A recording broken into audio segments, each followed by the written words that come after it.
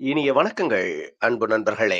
மீண்டும் ஒரு புத்தம் புதிய நன்னாள் இறைமையின் வரமாக நமது தளத்தின் முதல் படிநிலையாக நேர்மறை சிந்தனைகளை நம்மிடையே விதைக்க இணைகின்றார் அன்பு தோழர் கற்பகவள்ளி அவர்கள்.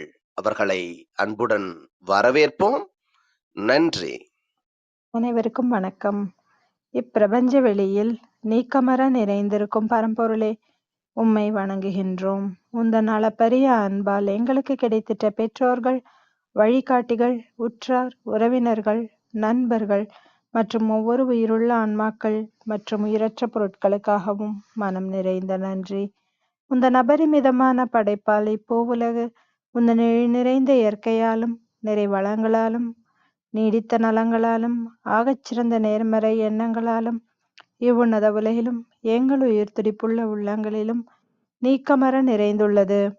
உந்தன் அளப்பரிய அன்பினாலும் அருளினாலும் ஆசிராலும் நாங்கள் ஒவ்வொருவரும் உயர்ந்த உன்னதமான வாழ்வியல் பயணத்தை நிறைவுடனும் நிம்மதியுடனும் அன்றாடம் மேற்கொண்டு வருகின்றோம், ஆகச்சிறந்த வழிகளில். இதனால் நாங்கள் இச்சமூகத்தின் இன்றியமையாதவர்கள் என்பதையும், சீரிய வழியில் பயணிக்கும் அளவிற்கு ஆக்கப்பூர்வமான வழிகளில் எங்களை அன்றாடம் புதுப்பித்து வருகின்றோம், உந்தன் ஒப்பற்ற வழி நடத்துதலுடன். சிறு துளி பெருவெள்ளமாகும் என்பதைப் போல் நாங்களும் சிறுக சிறுக சாதனை துளிகளை கோர்த்து வருங்கால சரித்திரத்தை ஆக்கப்பூர்வமான முன்னெடுப்புகளால் அலங்கரிக்கும் வரம் தாரும். அனைவருக்கும் நன்றி, அனைத்திற்கும் நன்றி, ஆண்டவனுக்கும் நன்றி. நன்றிங்க அன்பு தோழர். நமது நிகழ்வின் அடுத்த படிநிலையாக நாம் ஒரு நிமிட தியானத்திற்குள் பயணிக்க இருக்கின்றோம். கண்களை மெலிதாக மூடிக்கொள்வோம், கரங்களை கோர்த்துக் கொள்வோம். இப்பிரபஞ்ச பெருவெளியில் உள்ள இறைமைக்கு மனதார நன்றி பகிர கிடைத்த மற்றும் ஒரு அற்புதமான நன்னாள் இது. இப்பொழுது நாம் உச்சரிக்க இருக்கும் ஒவ்வொரு வார்த்தைகளுடன் நன்றி உணர்வினையும் கலந்து இறைமைக்கு சமர்ப்பிப்போம், அன்பின் காணிக்கையாய். இன்றெடுத்து அன்றாடம் அமுதூட்டி அன்பாகவும் கருணையாகவும் மாறிப்போன அன்பு தாய்க்கு மனம் நிறைந்த நன்றி. ஒவ்வொரு நாளையும் ஒவ்வொரு பொழுதையும் தமது உழைப்பாலும் தியாகத்தாலும் குடும்பத்தை நிறைத்து அறிவாகவும் ஆற்றலாகவும் மாறிப்போன அன்பு தந்தைக்கு மனம் நிறைந்த நன்றி. பரிசுத்தமான இயற்கையை பரிசளித்து சென்ற நம் முன்னோர்கள் ஒவ்வொருவருக்கும் மனம் நிறைந்த நன்றி.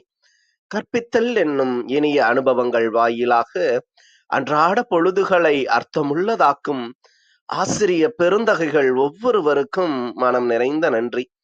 இப்பிரபஞ்ச பூ உலகினுள் பயணித்துக் கொண்டிருக்கும், பயணிக்க இருக்கின்ற ஒவ்வொரு உயிருள்ள ஆன்மாக்களுக்கும் மனம் நிறைந்த நன்றி. உயிரற்ற பொருட்களாய் வாழ்வின் உடன் வழித்துணையாய் வாழ்வின் பாதையை என்றென்றும் நிறைக்கும் உயிரற்ற பொருட்களுக்கும் மனம் நிறைந்த நன்றி.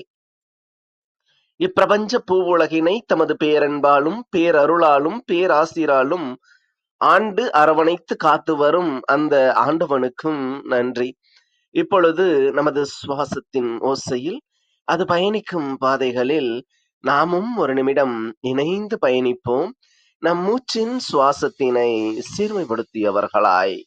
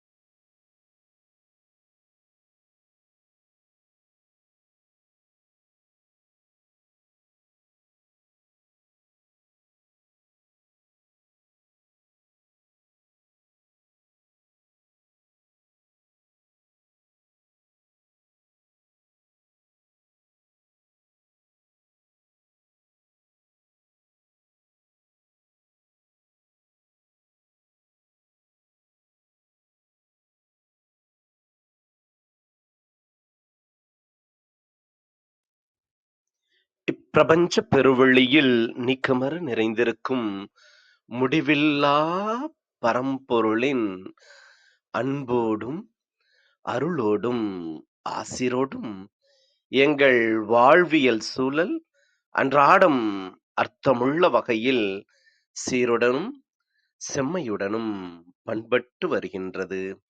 இதனால் இச்சமூகத்தின் சீரிய, சிறந்த முன்மாதிரிகளாக நாங்கள் திகழ்வதோடு நில்லாமல், பல்வேறு சாதனைகளையும், அதன் வாயிலாக சரித்திரங்களையும் படைக்கும் அற்புத படைப்பாளிகளாக பரிணமிப்போம். இறைமைக்கு நன்றி.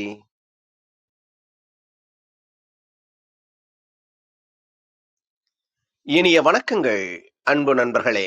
மீண்டும் ஒரு புத்தம் புதிய நன்னாள் இறைமையின் வரமாக நமது தளத்தின் 598வது நாள் நிகழ்விற்கு உங்கள் ஒவ்வொருவரையும் அன்புடன் வரவேற்பதில் பெருமகிழ்வு கொள்கின்றோம். நாங்கள் இந்த நாள் உங்களுக்கு ஆக சிறந்த நன்னாளாக அமைந்திடவும், நீங்கள் அடியெடுத்து வைக்கும் ஒவ்வொரு முயற்சிகளும் உங்களுக்கு ஆக சிறந்த வெற்றிகளை பரிசளிக்கவும் அன்பின் வாழ்த்துக்களை பகிர்ந்து கொள்வதில் பெருமகிழ்வு கொள்கின்றோம். நாங்கள் அன்பிற்கினிய நண்பர்களே, இந்த வாரம் முழுக்க நாம் மகாகவி பாரதியின் பிறந்த நாளை கொண்டாடும் வகையில் நற்றமிழ் என்ற ஒரு அற்புதமான தொகுப்பின் கீழ் நமது சீர்மை மிகு சிந்தனையாளர்களின் சிறப்புரை வாயிலாக நமது அவையினை அலங்கரித்தோம். இந்நிகழ்வுகளின் முத்தாய்ப்பாக இன்று நற்றமிழ் தொகுப்பின் சிறப்பு விருந்தினராக நம்மிடையே பங்கேற்க இருப்பவர் அன்பு சகோதரர், தமிழ் ஆர்வலர், பட்டிமன்ற பேச்சாளர், முனைவர் திருமிகு பேட்ரிக் ரெய்மாண்ட் அவர்கள். அவர்களுடைய வாழ்வியல் அனுபவங்கள் மற்றும் நேர்காணல் நிகழ்விற்குள் நாம் செல்வதற்கு முன், கடந்த 100 வாரங்களுக்கு மேல் நமது சரித்திரம் படைப்போம் தளம் கடந்து வந்த பாதை குறித்த ஒரு சுருக்கமான பார்வையினை நம்மிடையே விளக்க இணைகின்றார் அன்பு தோழர் கற்பகவல்லி அவர்கள். அவர்களை அன்புடன் வரவேற்போம். நன்றி. அனைவருக்கும் வணக்கம். நமது சரித்திரம் படைப்போம் தளம் 1ஆம் ஆண்டில் மொத்தம் 52 சமூகம் சார்ந்து வெவ்வேறு தளங்களில் இயங்கக்கூடிய ஆளுமைகளை கௌரவித்து உள்ளது. 2ஆம் ஆண்டின் முதல் சிறப்பு விருந்தினராக யாத்திசை திரைப்பட இயக்குனர் மற்றும் எழுத்தாளர் திருமிகு தரணி ராசேந்திரன் அவர்கள் 53வது வார துணிவு தொகுப்பின் சிறப்பு விருந்தினராக பங்கேற்றார். 54வது வாரம் மலர்கள் தொகுப்பில் கவிஞர், தன்னம்பிக்கை பேச்சாளர், வானொலி பண்பலை நெறியாளர் குரு சேகவகன் திருமிகு கிருஷ்ணதாசர் அவர்கள் பங்கேற்றார். 55வது வாரம் உழவர் திருநாளாம் பொங்கல் பெருநாளை கொண்டாடும் விதமாக இயற்கை தொகுப்பில் இயற்கை வழியிலான வாழ்வியல், மருந்தில்லா மருத்துவம் சார்ந்த ஆரோக்கிய பயணம் மேற்கொள்ளும் தாய்நாடு சமுதாய கல்லூரி நிறுவனர் திருமிகு மஞ்சு பார்கவி அவர்கள் பங்கேற்றார். 56வது வாரத்தில் வாழ்வியல் தொகுப்பில் சமூக ஆர்வலர் மற்றும் மனநல ஆலோசகர் திருமிகு கீதலட்சுமி அங்கண்ணன் அவர்கள் பங்கேற்றார். 57வது வாரம் வழிகாட்டி தொகுப்பில் ஆன்மீக சொற்பொழிவாளர் மற்றும் ஜோதிடவியல் நிபுணர் முனைவர் சிவகுமார் சிவம் அவர்கள் கலந்து கொண்டார். 58வது வாரம் நேசிப்போம் தொகுப்பில் மனிதர்களை தேடி தேடி நேசிக்கும் கதை சொல்லி திருமிகு சரவணன் கண்ணா அவர்கள் கலந்து கொண்டார். 59வது வாரம் அறம் தொகுப்பில் மருத்துவ சேவைகள் மற்றும் மாற்றுப்படுத்தும் நிபுணர், குருதி கொடையாளர், மனிதநேயர் நவீனபாரி இளையபாரி அவர்கள் கலந்து கொண்டார். 60வது வாரம் சிந்தனை தொகுப்பில் எழுத்தாளர், தன்னம்பிக்கை பேச்சாளர், IAS அகாடமி நிறுவனர் திருமிகு ராஜராஜேஸ்வரி அவர்கள் பங்கேற்றார். 61வது வாரம் தாய்மொழி தொகுப்பில் தமிழ் ஆர்வலர் திருமிகு பெருதரன் அவர்கள் கலந்து கொண்டு சிறப்பித்தார். 62வது வாரம் அகம் தொகுப்பில் கணித ஆசிரியை திருமிகு சித்ரா பாபு அவர்கள் பங்கேற்றார். 63வது வாரம் மகளிர் தினத்தை சிறப்பிக்கும் விதமாக சக்தி தொகுப்பில் தமிழ் பேராசிரியை, எழுத்தாளர் திருமிகு விந்தியகௌரி அவர்கள் கலந்து கொண்டார். 64வது வாரம் ஆற்றல் தொகுப்பில் எழுத்தாளர், கவிஞர், மனிதநேயர் திருமிகு தமிழரசி போஸ் அவர்கள் பங்கேற்றார். 65வது வாரம் செழுமை தொகுப்பில் புத்தக திறனாய்வாளர் மற்றும் கவிதாயினி திருமிகு சித்ராராஜும் அவர்கள் கலந்து கொண்டார். 66வது வாரம் மெய்யறம் தொகுப்பில் கவிதாயினி மற்றும் பட்டிமன்ற பேச்சாளர் திருமிகு அமிதா இளங்கோவன் அவர்கள் பங்கேற்றார். 67வது வாரம் பாராட்டுவோம் தொகுப்பில் குறும்பட இயக்குனர், பாடலாசிரியர், நடிகர், தமிழ் செம்மல் பேராசிரியர் முனைவர் மணிவண்ணன் அவர்கள் பங்கேற்றார். 68வது வாரம் எழில் தொகுப்பில் அக்குபங்சர் சிகிச்சை நிபுணர் திருமிகு சிவராணி அவர்கள் கலந்து கொண்டார். 69வது வாரம் சிகரம் தொகுப்பில் அரசு பள்ளியில் பயின்று விடாமுயற்சியுடன் சிகரம் தொட்டு இந்திய விளையாட்டுத்துறையின் இயக்குனராக வலம் வரும் விளையாட்டுத்துறை இயக்குனர் திருமிகு தண்டபாணி அவர்கள் பங்கேற்றார். 70வது வாரம் நன்றி தொகுப்பில் நன்றி உணர்வின் நாயகன் திருமிகு அன்புடன் ராம் அவர்கள் கலந்து கொண்டார். 71வது வாரம் அனலி தொகுப்பில் அனலி வானொலி பண்பலை நிறுவனர், நாடகவியல் நிபுணர், கவிஞர், பேராசிரியர் திருமிகு ஹரிஹரசுதன் அவர்கள் பங்கேற்றார்.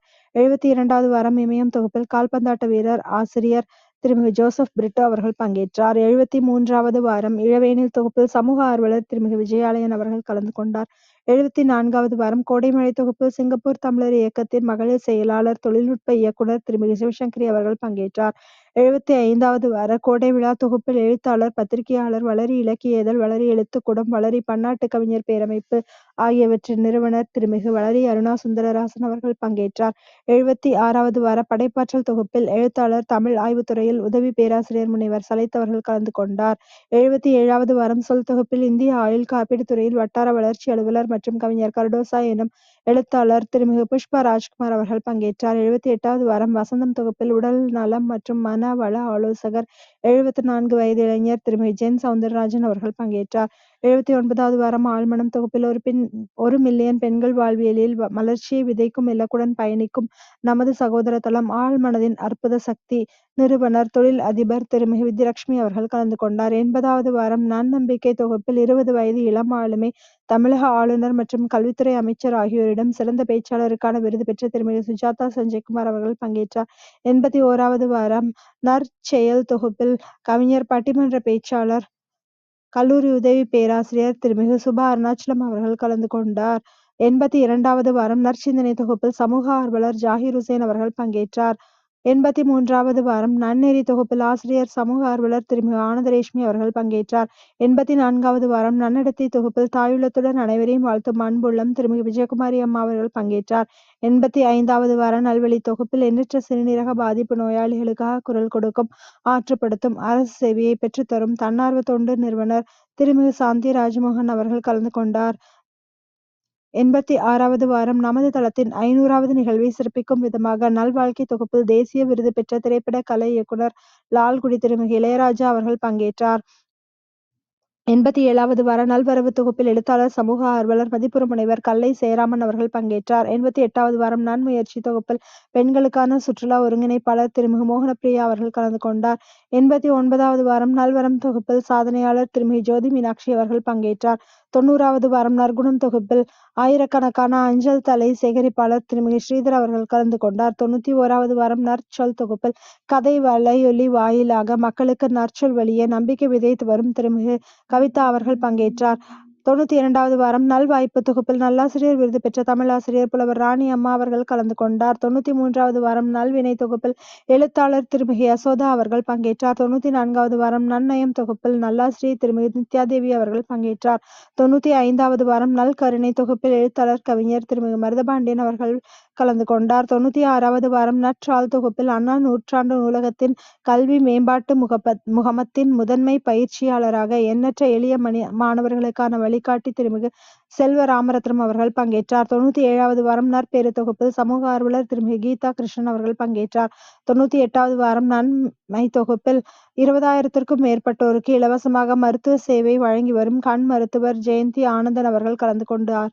99வது வாரம் நல்லுணர்வு தொகுப்பில் அகப்பார்வையாளர்கள் வாழ்வினில் அன்றாடம் ஒளியேற்றும் அகவொளிச்சுடர் திருமிகு பரத் அவர்கள் பங்கேற்றார். 100வது வாரம் நற்பலம் தொகுப்பில் மனிதவள மேம்பாட்டுத்துறை அதிகாரி மற்றும் சமூக செயற்பாட்டாளர் திருமிகு மதுமிதா கோமதி நாயகம் அவர்கள் பங்கேற்றார். 101வது வாரம் நற்பண்பு தொகுப்பில் முதுநிலை வருவாய் ஆய்வாளர் திருமிகு கணேஷ் அவர்கள் பங்கேற்றார். 102வது வாரம் நற்பயன் தொகுப்பில் டிசம்பர் 3 இயக்கத்தின் தலைவர் மற்றும் இணை பேராசிரியர் திருமிகு தீபக்நாதன் அவர்கள் பங்கேற்றார். 103வது வாரம் நற்றமிழ் தொகுப்பில் தமிழ்நாடு பட்டதாரி ஆசிரியர் கூட்டமைப்பின் நிறுவனர் மற்றும் பொதுச் செயலாளர், பட்டிமன்ற பேச்சாளர் முனைவர் பேட்ரிக் ரெய்மண்ட் அவர்களை அன்புடன் வரவேற்கிறோம். இதுவரை நமது தளத்தில் 103 வாரங்களாக 103 சிறப்பு விருந்தினர்களும், 75,204 பங்கேற்பாளர்களும், 8,708 பேச்சாளர்கள் மற்றும் கருத்துரையாளர்கள் பயணித்து நமது சரித்திரம் படைப்போம் தளத்திற்கு அழகு கோர்த்து உள்ளார்கள். அவர்கள் அனைவருக்கும் சரித்திரம் படைப்போம் தளம் மனதார நன்றி பகிர்வதில் பெருமகிழ்வு கொள்கின்றது. நமது சிறு சிறு சாதனைகளால் இச்சமூகத்தில் சரித்திரம் படைப்போம். அனைவருக்கும் நன்றி. நமது சரித்திரம் படைப்போம் தளத்தின் 103வது வார நற்றமிழ் தொகுப்பின் சிறப்பு விருந்தினராக நம்மிடையே பங்கேற்க இருப்பவர் அன்பு சகோதரர், தமிழ் ஆர்வலர், முனைவர் திருமிகு பேட்ரிக் ரெய்மாண்ட் அவர்கள். இவர் திருமிகு பீட்டர் ஐயா மற்றும் திருமிகு ஏலிக்குட்டி அம்மாள் ஆகியோரின் தவப்புதல்வனாக 30/6/1976 ஆண்டு திண்டுக்கல்லில் பிறந்தார். இவர் தமது ஆரம்ப, இடைநிலை, உயர்நிலை மற்றும் மேல்நிலை கல்வியினை திண்டுக்கல் புனித மரியன்னை மேல்நிலைப் பள்ளியில் பயின்றார். அதன்பின் இளம் அறிவியல் வேதியியல் கல்வியினை திண்டுக்கல் GTN கலைக்கல்லூரியில் பயின்றவர் தமது முது அறிவியல் வேதியியல் கல்வியினை புனித வளனார் கல்லூரி திருச்சியில் பயின்றார். தமது இளம் கல்வியியல் கல்வியினை புனித சேவியர் கல்லூரி பாளையங்கோட்டியில் பயின்றவர் தமது ஆய்வியல் நிறைஞர் மற்றும் முனைவர் பட்ட கல்வியினை திருச்சி பாரதிதாசன் பல்கலைக்கழகத்தில் பயின்றார். 2004 ஆண்டு தமிழ்நாடு அரசு தேர்வாணையத்தின் வாயிலாக பட்டதாரி ஆசிரியராக பணியாற்ற துவங்கியவர் இன்று வரை கிட்டத்தட்ட 20 ஆண்டுகள் தமது கல்வி சேவையினை அர்ப்பணிப்புடன் மாணவர்களுக்கு வழங்கி வருகின்றார். 2006 ஆண்டில் தமிழ்நாடு பட்டதாரி ஆசிரியர்கள் கூட்டமைப்பின் நிறுவனர் மற்றும் பொதுச் செயலாளராக பட்டதாரி ஆசிரியர்களின் உரிமை குரலாக கிட்டத்தட்ட 18 ஆண்டுகள் 10,000த்திற்கும் மேற்பட்ட பட்டதாரி ஆசிரியர்களுடன் இணைந்து பணியாற்றி வருகின்றார் நமது சிறப்பு விருந்தினர் அவர்கள். ஒருமுறை குழந்தை பருவத்தில் தேவாலயத்தில் திடீரென வாசிக்க கிடைத்த வாசக அனுபவம் தமது மேடை பேச்சிற்கான வித்தாக அமைந்ததாகவும், அதன்பின் மெல்ல மெல்ல பள்ளியின் கலை இலக்கிய மேடைகள் தமது கனவிற்கு உயிர் தந்ததும், தமது திறனைக் கண்டு நிறைய ஊக்குவித்த அருட்தந்தை ஃபெலிக்ஸ் ஜோசப் அவர்கள் தமது வாழ்வியலின் மற்றுமோர் பரிணாமத்தின் தமது திறன்களை பல்வேறு பள்ளிகளுக்கு எடுத்துச் செல்லும் மையப்புள்ளியாக அமைந்ததும், ஆங்காங்கே திண்டுக்கல் நகரமெங்கும்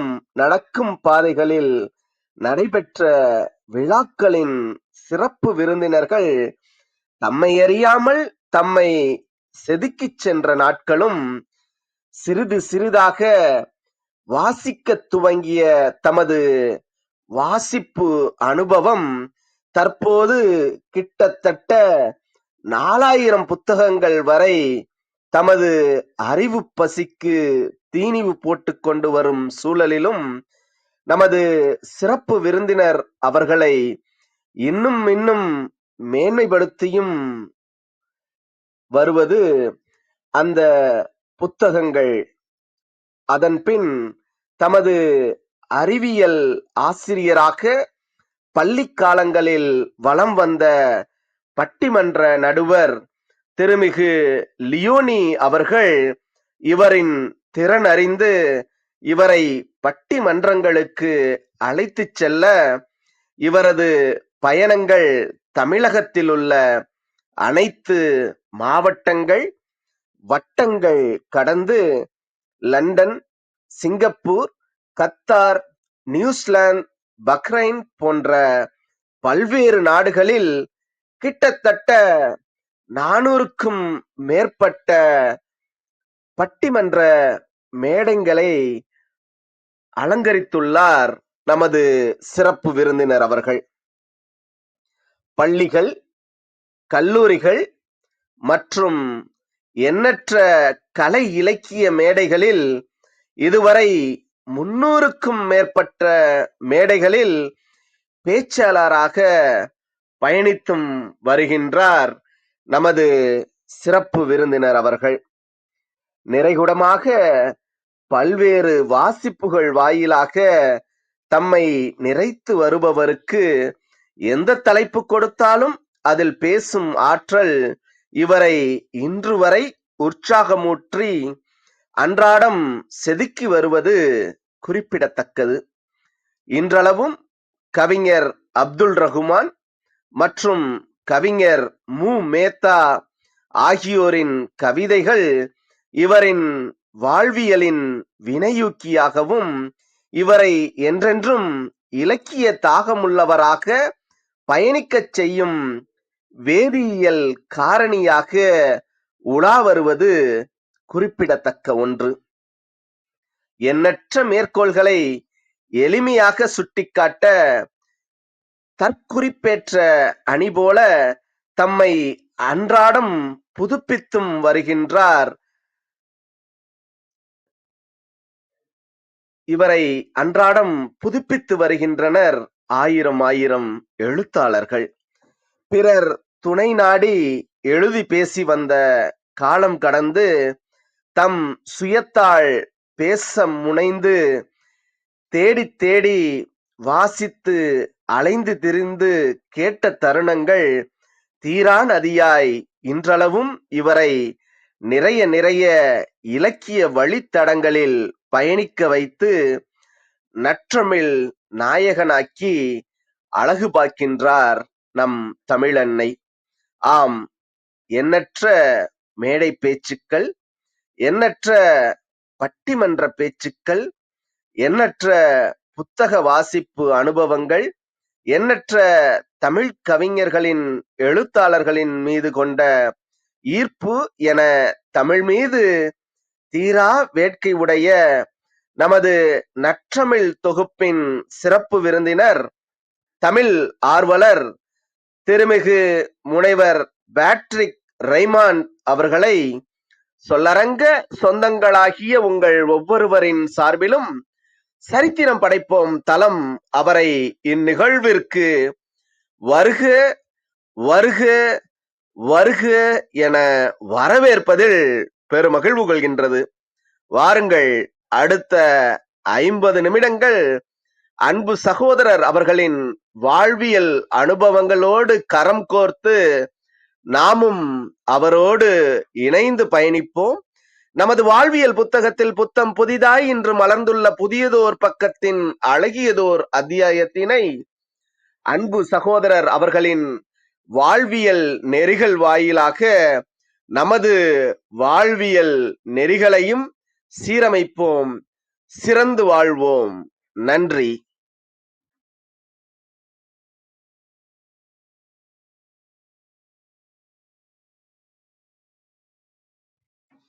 இனிய வணக்கங்கள் சகோதரரே. வலதுபுறம் கீழ் மூலையில ஒளிவாங்கியோட அந்த இணைப்பு இருக்கும், அதை எடுத்துட்டு நீங்க பேசலாம். நன்றிங்க.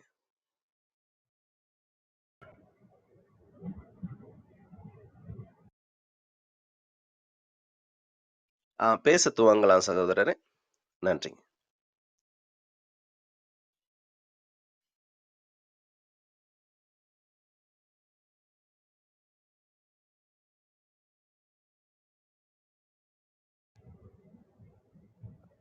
சகோதரரே, நீங்க பேசுறது கேட்கல. ஒரு திருப்பு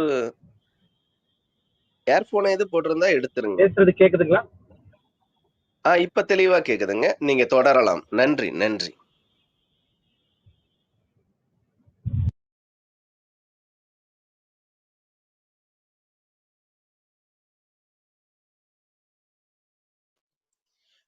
சகோதரரே இப்பயும் கேட்கல நீங்க பேசுறது.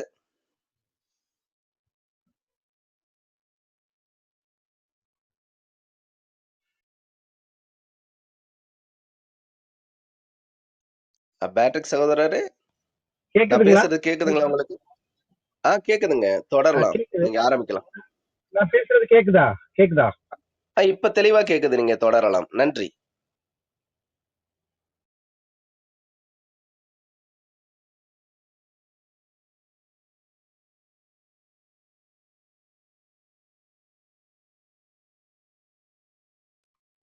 சகோதரரே,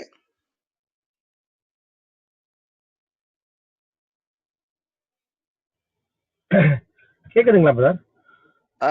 நான் ஹலோ, பேசுறது கேக்குதுங்களா உங்களுக்கு?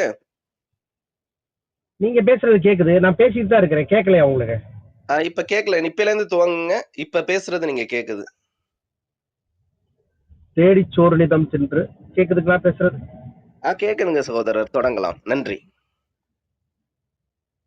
தேடி சோறுநிதம் சென்று பல சின்னஞ்சிறு கதைகள் பேசி மனம் வாடி துன்பமிக உழன்று பிறர் மனம் வாட பல செயல்கள் செய்து நரைகூடி கிழப்பருவம் எய்தி பெருங்கூற்றுக்கு இறையென பின்மாயும் வேடிக்கை மனிதரைப் போலே நான் வீழ்வேன் என்று நினைத்தாயும். சரித்திரம் படைப்போம் நிகழ்வினுடைய மிகச் சிறப்பான இந்த நிகழ்விலே தொடர்ச்சியாக நடைபெற்றுக் கொண்டிருக்கக்கூடிய பல்வேறு நிகழ்வுகளுக்கு மத்தியில் என்னையும் இந்த நிகழ்வுக்கு அழைத்து சிறப்பித்த அருமை தோழர்கள் அத்தனை பேருக்கும்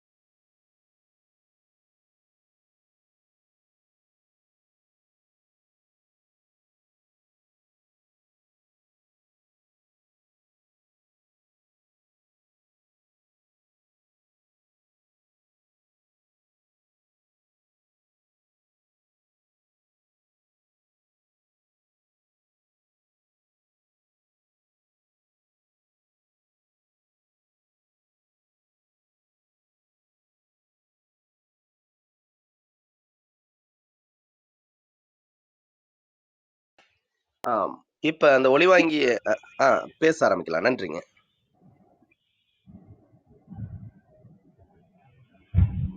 தேடி சோறுநிதம் சென்று பல சின்னஞ்சிறு கதைகள் பேசி மனம் வாடி துன்பமிக உழன்று பிறர் வாட பல செயல்கள் செய்து நரைகூடி கிழப்பருவம் எய்தி பெருங்கூற்றுக்கு இறையென பின்மாயும் வேடிக்கை மனிதரைப் போலே நான் வீழ்வேன் என்று நினைத்தாயும். மிகச் சிறப்பாகவும்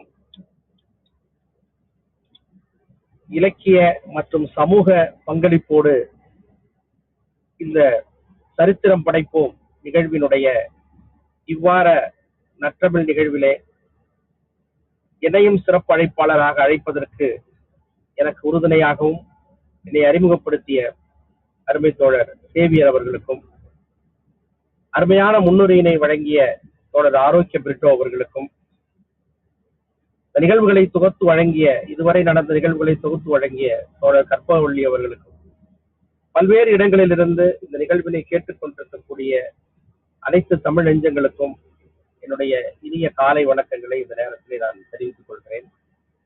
இந்த அருமையான நிகழ்விலே பங்கேற்பதற்கான வாய்ப்பினை பெற்றமைக்கு நான் மிகுந்த மகிழ்ச்சி அடைகிறேன்.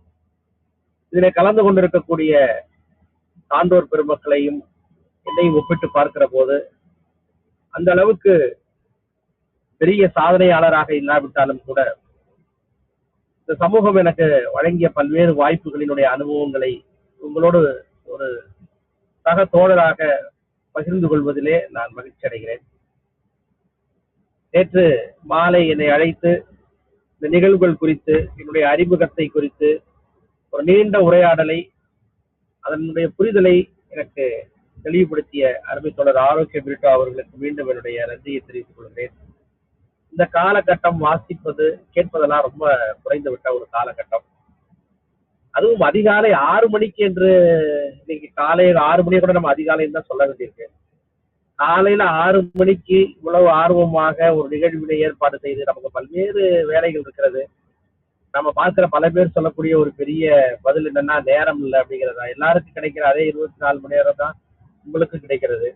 அந்த நேரத்திலே ஒரு அழகிய ஒரு நிகழ்வினை, ஒரு சமூக நிகழ்வினை நான் கேட்கிற போது, எதற்காக அந்த நிகழ்ச்சியை செய்றீங்கன்னு கேட்கிறப்ப, பேசுகிற கருத்தாளருடைய உரையிலிருந்து ஏதாவது ஒரு நிகழ்வு யாராவது ஒருவருக்கு ஒரு முன்னோட்டமாக, அவருடைய வாழ்க்கைக்கு ஒரு களப்பணியாக பயன்படும், அவர்களை உந்து சக்தியாக பயன்படும். ஆகவே இதை நாங்கள் தொடர்ந்து செய்கிறோம் என்று அவர்கள் சொன்னார்கள். நீங்கள் தொடர்ந்து இந்த நிகழ்ச்சியை சிறப்பாக நடத்தி 1000வது நிகழ்ச்சியை நீங்கள் நடத்த வேண்டும் என்று என்னுடைய வாழ்த்துக்களை இந்த நேரத்திலே நான் தெரிவித்துக் கொள்கிறேன். நான் ஒரு சாதாரண ஒரு நடுத்தர குடும்பத்திலே தான் பிறந்தேன். என்னுடைய தந்தையார் தமிழ்நாட்டை சேர்ந்தவர், என் தாயார் கேரளாவை சேர்ந்தவர். பிறந்தது முதல் ஏறக்குறைய ஒரு 3-4 வயது வரை நான் கேரளா மாநிலம் கோட்டயம் அருகில் இருக்கக்கூடிய சங்கனாശ്ശേരി என்கிற ஊர்ல தான் இருந்தேன். அதனால தாய்மொழி ஏறக்குறைய ஒரு மலையாளம் என்பதை போலவே நான் அங்கேதான் இருந்தேன். எனக்கு தமிழ் மொழி கூட இங்க வர்ற வரைக்கும் தமிழ் தெரியாது. எனது தகப்பனார் ஒரு தமிழ் ஆசிரியரை வைத்து எனக்கு தமிழ் கற்றுக் கொடுத்தார். அதை கற்றுக்கொள்ள அவர் சொல்லிக் கொடுத்த விதமாகவும் இருக்கலாம், அல்லது குழந்தைகளுக்கே உரிய ஒரு ஆர்வமாகவும் இருக்கலாம். நான் அதை நல்ல முறையிலே அவர் எனக்கு சொல்லிக் கொடுத்தார், அதை நான் கற்றுக்கொண்டேன். அதுதான் ஒரு இந்த வயதிலிருந்து ஒரு தமிழ் ஆர்வமாக. நான் படித்தது எல்லாமே வேதியியல் தான், அறிவியல் தான். ஆனாலும் என்னுடைய தமிழ் ஆர்வம் எனக்கு பல இடங்களிலும் உதவி இருக்கிறது. கற்றுக்கொண்ட விஷயங்கள் எப்போதுமே பயன்படும் என்பதை பல இடங்களில் என்னுடைய வாழ்க்கையிலையும் அதை நான் கற்றுக்கொண்டிருக்கிறேன். ஒரு காலத்துக்காக, ஒரு தேவைக்காக, ஒரு தேர்வுக்காக என்று அதை அணுகாமல், நாம் தெரிந்து கொள்ள வேண்டும் என்று படிக்கிற போது அது நம்முடைய வாழ்க்கை முழுவதற்கும் பயன்படுவதாக அமைந்திருக்கிறது என்பதுதான் நான் என்னுடைய வாழ்க்கையிலே கற்றுக்கொண்ட பாடம். இன்னும் ஒரு முக்கியமானது என்னென்றால், இயற்கை எல்லாருக்குமான வாய்ப்புகளை உலகம் முழுக்க வைத்திருக்கிறது. இந்த வாய்ப்புகளை சிலர் தனிநபர்கள், மனிதர்கள் அடையாளம் கண்டு கொள்கிறார்கள். சிலர் பெற்றோர்கள், அவருடைய வீட்டில் இருக்கக்கூடிய உறவினர்கள் அவர்களுக்கு அதை அடையாளம் காட்டுகிறார்கள். சிலர் சமூகத்தில் இருக்கக்கூடிய நண்பர்களால் அடையாளம் காட்டப்படுகிறார்கள். சிலர் பள்ளியிலே ஆசிரியர்களால் அடையாளம் காட்டப்படுகிறார்கள். ஆனால் எல்லாருக்குமான திறமை என்று பார்த்தால், யாரையும் ஒருவர் திறமைசாலி, ஒருவர் திறமை இல்லாதவர் என்று இயற்கையிலே யாரும், இந்த சமூகத்துல யாருமே கிடையாது.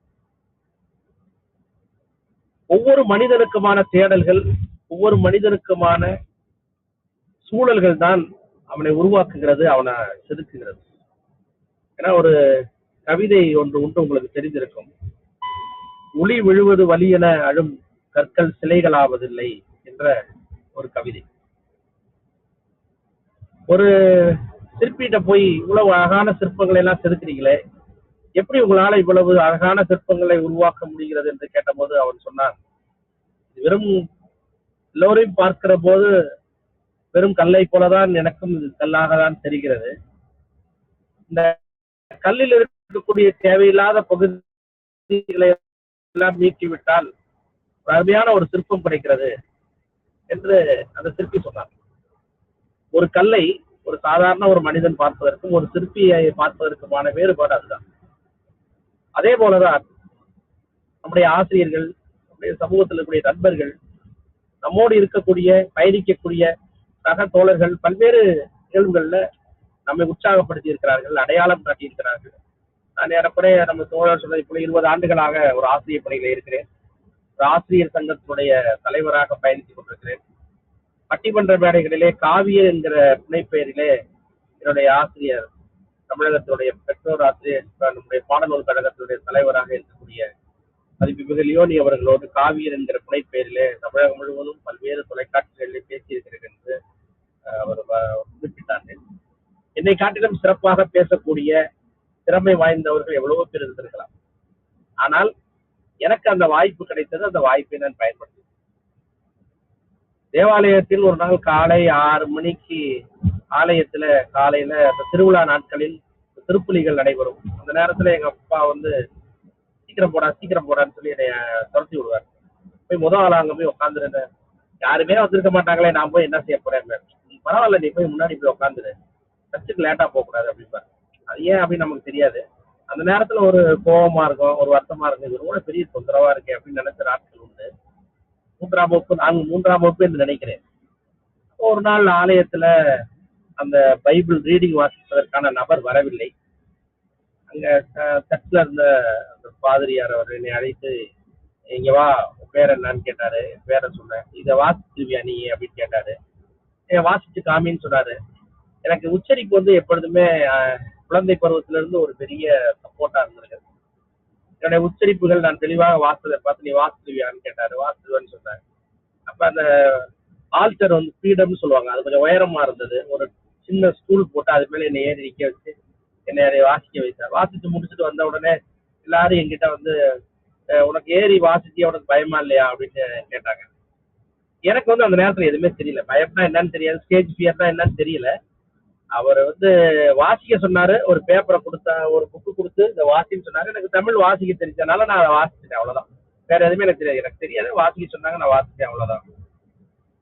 அதன் பிறகு அது ஒவ்வொரு படிப்படியாக அதை கொஞ்சம் கொஞ்சமாக கூர்மை செய்து மற்றவர்கள் அப்ப நம்ம வந்து அந்த நம்ம நான் சாதாரணமாக படிக்கிற போது உளவியல்ல சொல்லுவாங்க, நம்ம ஒரு ஆக்ஷன், ஒரு ரிஃப்ளெக்ஷன் சொல்லுவாங்க, ஒரு மோட்டிவேஷன் சொல்லுவாங்க. அதுதான் உந்து சக்தியா இருக்கு. அது வாசிக்கிற போது 4-5 பேர் பாராட்டுகிற அந்த நிகழ்வு அது ஒரு உந்து சக்தியாக இருந்தது. இன்னும் கொஞ்சம் நல்லா வாசிக்கணும். சர்ச்சில் ஒவ்வொருத்தரும் வாசிக்கிற போது நாம வந்து எப்படி வாசிக்கிறாங்க, ஒவ்வொருத்தரும் ஒவ்வொரு ஸ்டைல்ல வாசிப்பாங்க. அவங்களுடைய உச்சரிப்புகள், அவங்க வாசிக்கக்கூடிய முறைகள் எல்லாம் கவனிக்க ஆரம்பிச்சேன். நாளாக நாளாக என்ன ஆகி போச்சுன்னா, அந்த இடத்தை பிடிப்பதற்கான அது ஒரு போட்டியாக மாறியது. ஏன்னா எல்லாரும் சின்ன பையன் ஆள் நட்டி தான் சின்ன பையனுக்கான வாய்ப்பு கிடைக்கும், இல்லைக்கு ரெகுலரா வாசிக்கிறவங்களுக்கு தான் அந்த வாய்ப்பு கிடைக்கும். அப்ப எப்பயோ ஒரு தடவை கிடைக்கக்கூடிய அந்த வாய்ப்பை பயன்படுத்தி கொள்ள வேண்டும் என்கிற ஆர்வமும், அந்த ஒவ்வொருத்தரும் ஒரு சில பேர் நல்லா வாசிச்சேன்னு சொல்லி பாராட்டுகிற போது கிடைக்கிற அந்த உத்வேகமும், அது தொடர்ந்து அது அப்படியே தான் பணி நடந்து வந்தது. உயர்நிலை பள்ளிக்கு வந்த பிறகு பள்ளியிலே நடைபெற்ற ஒரு ஆசிரியர் தின விழா என்று நினைக்கிறேன்.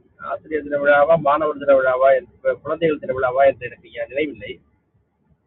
ஆசிரியர் தின விழாவை எங்க பள்ளியில வந்து மாணவர்கள் எல்லாரும் சேர்ந்து நடத்துவார்கள். குழந்தைகள் தின விழாவை ஆசிரியர்கள் நடத்துவார்கள். அன்றைய நிலையிலே அந்த பேரவை கூட்டத்தை ஒருங்கிணைக்கிற ஒரு வாய்ப்பு எனக்கு கிடைச்சது. இந்த பள்ளி வந்து சாதாரண ஒரு சின்ன பள்ளி எல்லாம் கிடையாது. அப்ப நாங்க படிக்கிற காலத்திலேயே 5000 மாணவர்கள் படித்த ஒரு பெரிய பள்ளி. திண்டுக்கல் மாநகரினுடைய ஒரு மிகப்பெரிய பள்ளி, மிகப்பெரிய ஆளுமைகள் எல்லாம் படித்த ஒரு பள்ளி அது. அப்ப அந்த பள்ளியில இருந்த அந்த பேரவை கூட்டத்துல முதல் முறையாக மேடை ஏறி அதை ஒருங்கிணைத்து எனக்கு கொடுக்கப்பட்ட என்னென்ன செய்யணுங்கிறதுக்கான பயிற்சி எல்லாம் கொடுத்தார்கள். அதெல்லாம் சிறப்பாக செய்து முடித்து விட்டு வந்த போது, அப்பதான் முதல் முறையாக உனக்கு அந்த ஸ்டேஜ் ஃபியர் இல்லையா அப்படின்னு கேட்கும்போது எனக்கு அது என்னன்னு தெரியல. ஸ்டேஜ் ஃபியர் தான், இவ்வளவு பேர் இருக்காங்களே, இவங்களை பார்த்தா ஒரு பயம் வருங்கிறதே எனக்கு தெரியாது. ஏன்னா அது வந்து எனக்கு அந்த ஆலயத்துல கொடுக்கப்பட்ட அந்த ஒரு பயிற்சி, அதை நான் தொடர்ந்து அதே போல செய்து கொண்டிருந்தனால அந்த வாய்ப்பு கிடைத்தது. அந்த வாய்ப்பை நான் நன்றாக செய்ததை பார்த்து என்னுடைய பள்ளியிலே தலைமை ஆசிரியராக இருந்த அருட்தந்தை மாம்புரா அவர்கள், அருட்தந்தை ஃபெலிக்ஸ் ஜோசப் அவர்கள், அவர் வந்து பள்ளியில தொடர்ந்து கலைவார விழா நடத்துவார். பள்ளியில நாங்க படிக்கிறது முழுக்க மாணவர்கள் உள்ள பள்ளி. பாத்தீங்கன்னா சமையல் போட்டி கூட நடக்கும். ஏன்னா அது சமையல் என்பது ஒரு கலை, எல்லாரும் கற்றுக்கொள்ள வேண்டும் என்று சொல்லுவார். மாணவர்கள் படிக்கிற பள்ளியில சமையல் போட்டி எதுக்குன்னு சொல்லி பல விமர்சனங்கள் வந்த நேரத்துல கடைசியில பாத்தீங்கன்னா சமையல் போட்டியில கலந்துக்கிறதுக்கு தான் அதிகமான மாணவர்கள் கலந்துக்க ஆரம்பிச்சாங்க. வீட்டுல இருந்து பொருள்கள் கொண்டு வருவாங்க, அதை சமைச்சதை சாப்பிடுறதுக்கு ஒரு கூட்டம் அங்க நிற்கும், கிண்டல் பண்றதுக்கு ஒரு கூட்டம் இருக்கும்.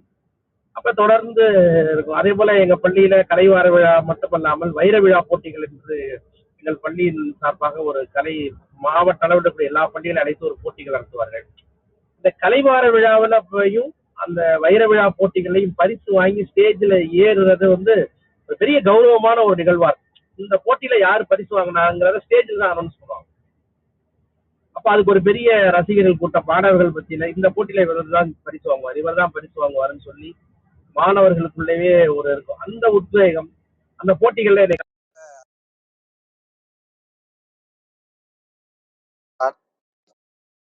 பிறகு நீங்க அந்த போட்டியில ஆரம்பத்துல பேச்சு போட்டிகளுக்கு போற போது நமக்கு என்ன பேசணும்னு தெரியாது. தமிழாசிரியர்கள் எழுதி கொடுப்பாங்க, அதை மனப்பாடம் செய்து அவங்க முன்னாடி பேசி காமிக்கணும். பல ஏற்ற இறக்கங்களோடு அதை நம்ம வந்து பேசணும். பேசுகிற போது அவங்க வந்து அதை கரெக்ஷன் பண்ணுவாங்க. இப்படிதான் நடந்துக்கு ஒரு 2 ஆண்டுகள் அப்படிதான் நடந்தது. அப்ப திடீர்னு ஒரு பேச்சு போட்டிக்காக ஒரு தலைப்பை கொடுத்து இப்ப எழுதி கொடுத்து எனக்கு விளக்கமாக எழுதி தரக்கூடிய ஒரு பேராசிரியர், ஒரு ஆசிரியர் 2 பேர் யாராவது ஒருத்தவங்க எழுதி தருவாங்க எனக்கு. போய் கேட்டப்ப அவரு நாளைக்கு வா நாளைக்கு வா அப்படின்னு சொல்லுவாரு. அப்புறம் ஒரு சொல்ல சொல்ல நம்ம எழுதிக்கிறோம். அது அப்புறம் நம்ம வந்து இது பண்ணிக்கிறோம். அன்றைய காலகட்டத்தில் ஒரு 4-5 முறை வர வச்சாரு என்னைய, நான் என்னால போனேன். அவரால் அதுக்கான நேரம் ஒதுக்க முடியல. அப்ப என்ன பண்ணாரு, நீ ஒவ்வொரு தடவையும் இப்படி வந்து பரிசு வந்து வாங்குற நல்ல விஷயம். ஆனா நீ ஒவ்வொரு தடவையும் யாராவது ஒருத்தவங்க எழுதி கொடுப்பாங்கன்னு நீ வந்து இது நினைச்சுட்டே இருக்கக்கூடாது. நீயா என்ன செய்யணும், எழுதணும் அப்படின்னாரு. அப்ப நான் கேட்டேன், நான் 8ஆம் வகுப்பு படித்துக் கொண்டிருந்தேன். எனக்கு நல்ல நினைவு இருக்கிறது. பெரியாரை குறித்த ஒரு தலைப்பு. எனக்கு பெரியாரை பத்தி எதுவுமே தெரியாது, நான் எப்படி எழுத முடியும், நீங்க நிறைய படிச்சிருக்கிறீங்க, கல்லூரி பேராசிரியரா இருக்கீங்க, எனக்கு ஒண்ணுமே தெரியாது அப்படின்னு சொல்லும்போது அவர் ஒரு சின்ன பையன் நினைக்காம, நானும் உன்னைய மாதிரி இருக்கும்போது எனக்கு யாரை பத்தியும் தெரியாது, நான் மாதிரி எங்க வீட்டுல எவ்வளவு புத்தகம் வச்சிருக்கிறேன் பார், இதெல்லாம் ஒரு 90% புத்தகத்தை நான் படித்திருக்கிறேன். இந்த புத்தகங்கள் தான் நமக்கு வந்து சோர்வு. அதே போல இப்ப நம்ம ஏதாவது சொல்லும் போது டக்குன்னு ஒரு புத்தகத்தை எடுத்து அவ்வளோ ஒரு 5000-6000 புத்தகங்கள் இருக்கும். கரெக்டா அந்த செல்ஃப்ல அந்த புத்தகத்தை எடுப்பாரு, அதுல இருந்து ஒரு ரெஃபரன்ஸ் சொல்லுவாரு. எனக்கு உண்மையில ஆச்சரியம், எப்படி இவ்வளவு புத்தகத்துல இருந்து கரெக்டா அந்த புத்தகத்தை எடுக்கிறீங்க அப்படின்னா, நம்ம அது பழக்கத்துல நம்ம புத்தகம் நம்ம பயன்படுத்துறதுல வரும். அப்ப நீ படிக்கணும், நீயே படிக்கணும். இப்ப இன்னைக்கு போட்டிக்கு எழுதுறதுக்கு நான் எத்தனை புத்தகம் படிக்கணும் அப்படின்னு கேட்டேன்.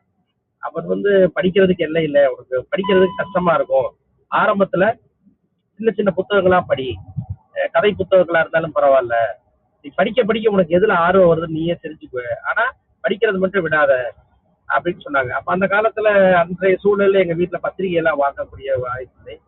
நம்ம எல்லாரையும் போல முதல்ல நான் படிக்க ஆரம்பிச்சது தினத்தந்தியில வந்த கன்னித்தீவு கதையை தான் படிக்க ஆரம்பிச்சேன். பிறகு அம்புலி மாமான்னு ஒரு புத்தகம் வரும், எத்தனை பேர் பூந்தளிர்னு ஒரு புத்தகம் வரும். இதுதான் கொஞ்சம் கொஞ்சமா பக்கத்துல இருக்கக்கூடிய ஒரு சின்ன லைப்ரரியில அந்த புத்தகங்கள் கிடைக்கும். எங்க பள்ளி பெரிய பள்ளி தான், ஆனா லைப்ரரி வந்து நூலகம் என்கிற பயன்பாடு அங்க அவ்வளவா இல்லை. அவ்வளவு மாணவர்களுக்குமான லைப்ரரி வகுப்புலாம் அன்னைக்கு கிடையாது. அப்ப இந்த புத்தகங்கள் வழியாக கொஞ்சம் கொஞ்சமா படிக்க ஆரம்பிச்சு, இன்னைக்கு கூட 8ஆம் வகுப்புல போய் ஒரு கதை புத்தகத்தை படிச்சத வந்து ஒரு விஷயமா சொல்றான்னு நீங்க நினைக்கலாம். ஆனா வந்து புத்தகங்கள் மூலமாக கற்றுக்கொண்டதும் படித்ததும் தான் இன்றைக்கு வந்து எவ்வளவோ விஷயங்களை, எவ்வளவோ சூழ்நிலைகள் இருந்தாலும் அதன் தொடர்ச்சியாக படிக்க துவங்கியது அந்த பெரியார். அப்ப நான் சொன்னேன், நான் இனிமே வந்து நானா எழுதிக்கிறேன், இந்த நிகழ்வுக்கு மட்டும் எனக்கு கொஞ்சம் ஹெல்ப் பண்ணுங்க அப்படின்னா ஒரு சில ஹிண்ட்ஸ் சொன்னாரு, சில புத்தகங்களை கொடுத்தாரு. இதுல இருந்து இந்த தலைப்புகளை நீயா படிச்சு நீயா எழுதிட்டு வா, இன்னைக்கு உனக்கு இந்த 2 நாள் டைம் இருக்கு, நாளைக்கு வந்து நீ நைட் உட்காந்து எழுது, இந்த புத்தகங்கள் தர்றேன், 5 புத்தகங்கள் தரேன், நீ இதுல இருந்து உனக்கு தேவையானதை எடுத்து எழுதிட்டு நீ வந்து எனக்கு காமி அப்படின்னு சொன்னாங்க. அப்புறம் எழுதிட்டு வந்து காமிச்சு அவர் சில திருத்தங்கள்லாம் செய்து ஒரு பெரும்பாலானதை திருத்திட்டான்னு வைவோமே, ஆனாலும் அது எனக்கு புத்தகங்களை படிக்க வேண்டும். அப்ப போட்டிகளுக்கு எல்லாம் போறப்போ வந்து பரிசு வாங்க துவங்கி போது பல இடங்கள்ல புத்தகங்கள் தருவாங்க. என் அம்மா கூட சொல்லுவாங்க, என் சகோதரி கூட சொல்லுவா, எதுக்கு இந்த புத்தகத்தெல்லாம் வாங்கி நீ என்ன செய்ய போற, பேசாம ஏதாவது ஒரு பாத்திரம் கொடுத்தா கூட பிரயோஜனமா இருக்கும் அப்படின்னு சொல்லுவாங்க. ஆனா பிறகு நாளாக நாளாக நாளாக என்னுடைய ஒவ்வொரு முறையும் அந்த புத்தகங்கள், கிடைத்த புத்தகங்களை படிக்க ஆரம்பிச்சு பிறகு வந்து போட்டிகளுக்கு போகிற போது கிடைக்கிற பரிசு தொகையிலிருந்து ஒரு 5% அல்லது 10% புத்தகம் வாங்குகிற பழக்கத்தை ஏற்படுத்தி கொண்டு அது கொஞ்சம் கொஞ்சமாக கல்லூரியில அளவுல இருக்கக்கூடிய ஆர்வம். அதே போல எனக்கு கிடைத்த ஆசிரியர்கள், தமிழ் ஆசிரியர்கள், பள்ளியில இருந்த எல்லா ஆசிரியர்களுமே குறைகளையும் நிறைகளையும் மதிப்பிட்டு பாராட்டக்கூடியவர்களாக இருந்தார். தமிழ் வகுப்புல எனக்கு பெரிய, நான் ஒரு இவ்வளவு தமிழ் குறித்து பல்வேறு இன்னைக்கு கூட என்னுடைய மகள் 12ஆம் வகுப்பு படிக்கிறார். தமிழ்ல இருந்து ஏதாவது ஒரு பாடலோ ஒரு செய்யுளோ கேட்டா புத்தகத்தை பார்க்காம அதுக்கான விளக்கத்தை சொல்லக்கூடிய காரணம் வந்து என்னுடைய ஆசிரியர். என்னுடைய ஆசிரியர்கள் வந்து தமிழ் ஆசிரியர்கள் இந்த நோட்ஸோ இல்ல வேற எதையுமே வச்சு புத்தகத்தை எடுத்தாங்கன்னா அந்த பாடல்களை, பாடலோட வரக்கூடிய பாடல்களை இசையோட நடத்துவாங்க. அந்த பாடல் ஒரு செய்யுள் இருக்கிறதுனா அதை எப்படி சீர்பிரிக்கிறது, இதை எப்படி எழுதுறது, இதனுடைய பொருள் என்ன, இதுக்கான கதை என்ன, ஒரு கதை போல அந்த, அதுவும் மேல்நிலை வகுப்புகள்ல எங்களுக்கு வெட்டடிராசன் என்கிற தமிழாசிரியர் நல்ல எப்படா தமிழ் பீரியட் வரும்னு நாங்க வந்து தவமா காத்து கொண்டிருந்த காரங்கள் செவி வழியாக கேட்ட செய்திகள் அவங்க அந்த இலக்கியங்களை சொல்லுகிற போது, பாடல்களை சொல்லுகிற போது, கட்டுரை எழுதுகிற போது பாத்தீங்கன்னா நம்ம சாதாரணமா 10ஆம் வகுப்புல 9ஆம் வகுப்புல ஒரு கட்டுரை எழுத சொல்லுவாங்க. கட்டுரை எழுதும் போது கூட ஒவ்வொரு கட்டுரையும் படிச்சு இதுல இந்த மேற்கோள்கள் காட்டணும். அந்த வயசுல அது என்னன்னு தெரியாது. எழுதி முடிச்ச பிறகு மேற்கோள் காட்டப்பட்ட நூல்கள், மேற்கோள் காட்டப்பட்ட தொகுப்புகள் அப்படின்னு போட்டு ரெஃபரன்ஸ் எழுத சொல்ல. அப்ப அது என்னன்னே தெரியாது. எதுல இருந்து படிச்சு அப்படிங்கறது எழுத சொல்லும் போது பல இடங்களில் அந்த குறிப்பே எனக்கு பரிசுகளை பெற்றுக் கொடுத்தது. மாநில அளவிலான இயேசு சபை பள்ளிகளுடைய போட்டி மதுரை தூய மரியன்னை மேல்நிலை பள்ளியில நடந்தது. அதுல தலைப்பு வந்து பாத்தீங்கன்னா அரை மணி நேரத்துக்கு முன்பாக அந்த தமிழ்நாட்டில் இருக்கக்கூடிய எல்லா பள்ளிகளிலிருந்தும் மாணவர்கள் கலந்து கொள்வார்கள். நம்மை போல பல மடங்கு திறமை வாய்ந்த மாணவர்கள்லாம் இருப்பாங்க. அந்த வாய்ப்பு தான் எனக்கு வந்து மேடையில அரை மணி நேரத்திற்கு முன்னாடி தலைப்பு கொடுத்தால் கூட பேசுவதற்கான வாய்ப்புகளை உருவாக்கியது. அந்த தமிழ் ஆர்வம், தமிழ் புத்தகங்கள், இலக்கியங்கள் படிப்பது. இன்னொன்று, நான் பள்ளியில படித்த காலத்துல நிறைய இலக்கிய கூட்டங்கள் நடக்கும். தமிழ் சங்கங்கள்ல, முற்போக்கு எழுத்தாளர் சங்கங்கள்ல, கலை இரவுகள்ல நிறைய நிகழ்வுகள் நடக்கும். வரக்கூடிய சான்றோர் பெருமக்கள் பேசக்கூடியதை கேட்போம். என்னுடைய பள்ளியினுடைய தலைமை ஆசிரியராக இருந்த அரசு பிலிப் ஜோசப் அவர்கள், அவர் வந்து ஒரு இறையியல் முடித்தவர், ஒரு துறவியவர். ஆனா அவர் என்ன செய்வார்னா, எங்க பள்ளிக்கு பக்கத்துல வெள்ளை விநாயகர் கோயில் என்கிற ஒரு கோவில் இருக்கிறது. அங்க விநாயகர் சதுர்த்தி விழா நடக்கும். 15 நாட்கள் விழா நடக்கும். இந்த 15 நாட்களுமே யாராவது வந்து ஒரு தமிழ் ஆர்வலர்கள், பட்டிமன்றம், தனிச்சொற்பொழிவு இது நடக்கும். அந்த 15 நாளும் அவர் என்னை வந்து நைட்டு இரவு 9:30 மணிக்கு கடைகள்லாம் அடைத்த பிறகு 9:30 மணி 10 மணிக்கு தான் அந்த நிகழ்ச்சிகள் துவங்கும். ஆனா அவர் என்ன பண்ணுவாரு, நான் வந்து அப்ப 8th 9th நினைக்கிறேன் படிச்சிட்டு இருக்கேன். என்னுடைய தகப்பனார்ட்ட சொல்லி நீங்க அவனை கூட்டிட்டு வாங்க அப்படின்னு சொல்லி கூட்டிட்டு வர சொல்லி, அவரும் ஒரு சாதாரண மனிதரை போல ஒரு லுங்கி வெஸ்டி கட்டிக்கிட்டு ஒரு ஷர்ட் போட்டுட்டு என்னைய கூட்டிட்டு போய் ஒரு குட்டி நோட் எடுத்துட்டு வர சொல்லி அந்த பேச்சாளர்கள் பேசுவதை குறிப்பெடுக்க சொல்லுவார். அவங்க பேசுறதை கேட்க சொல்லுவார். சில நேரங்கள்ல இதை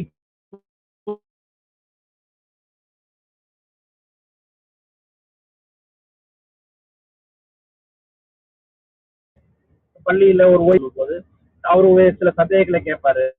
நான் விட்டு போன விஷயங்கள் எது அப்படிங்கறத எனக்கு சொல்லுவார்.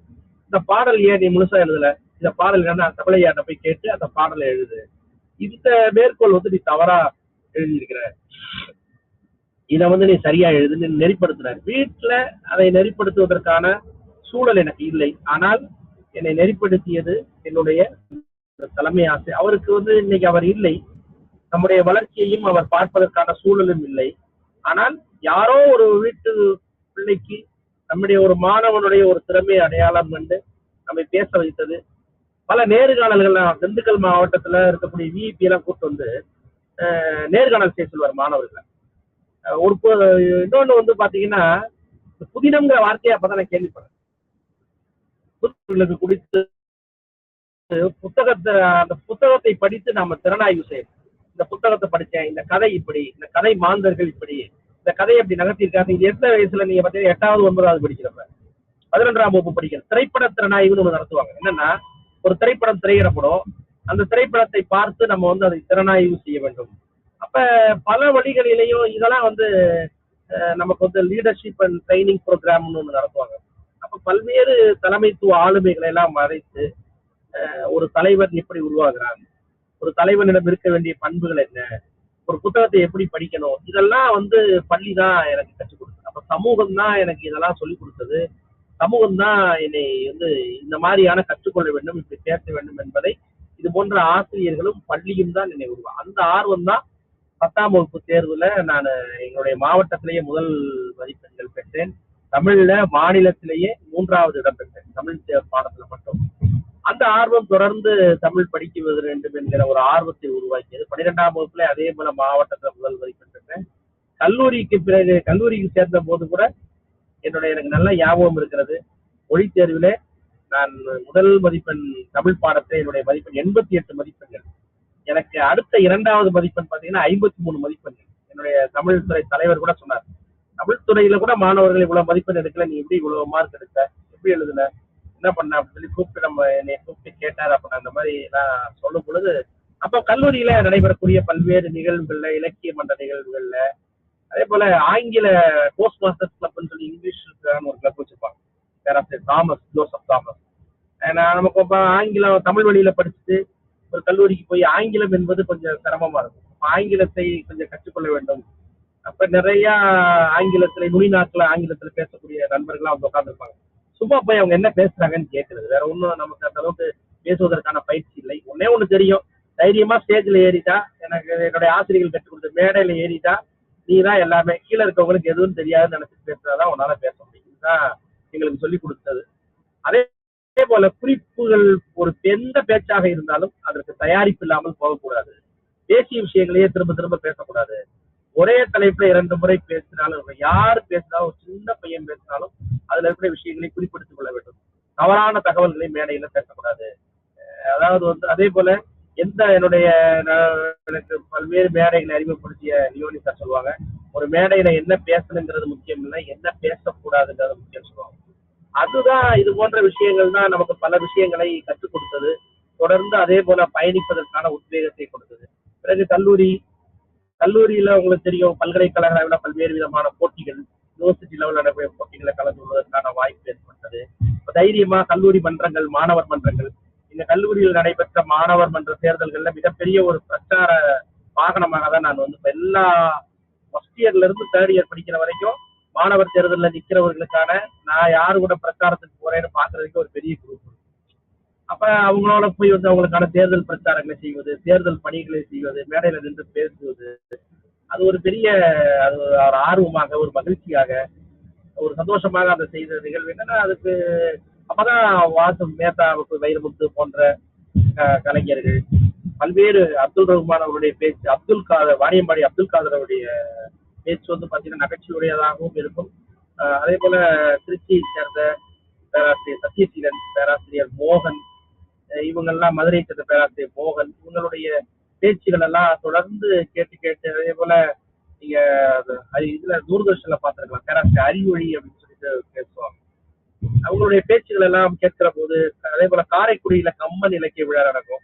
எவ்வளவு சிரமங்கள் இருந்தாலும் என்னுடைய ஆசிரியர் வந்து இங்க இருந்தார், பேராசிரியர் ஆர்வம் சொல்லி, அவர் வந்து எங்களை அங்கே அழைத்து செல்வார்.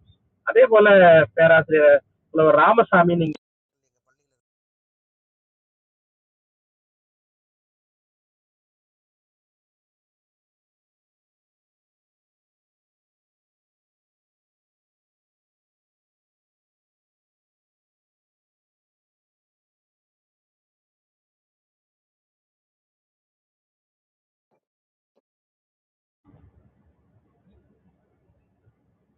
அது வந்து எனக்கு ஒரு பெரிய உத்வேகமாக, ஒரு சிறப்பாக இருந்தது. தொடர்ந்து வழிநடத்துவதற்காக உதவியது. தொடர்ந்து புது கவிதைகள்ல தான் முதல்ல என்னுடைய நாட்டம் சென்றது. பிறகு அந்த காலத்துல வெளிவந்த ஹைக்கூ கவிதைகள், புது கவிதைகள், இலக்கிய நிகழ்வுகள், இதெல்லாம் கேட்டு கேட்டு கேட்டு கேட்டு குறிப்பெடுத்து அப்புறம் அதை சார்ந்த படிக்கிறது, ஆர்வங்கள் உருவானதுதான் தொடர்ந்து மேடைகள்ல பேசுவதற்கான வாய்ப்பு கிடைத்தது.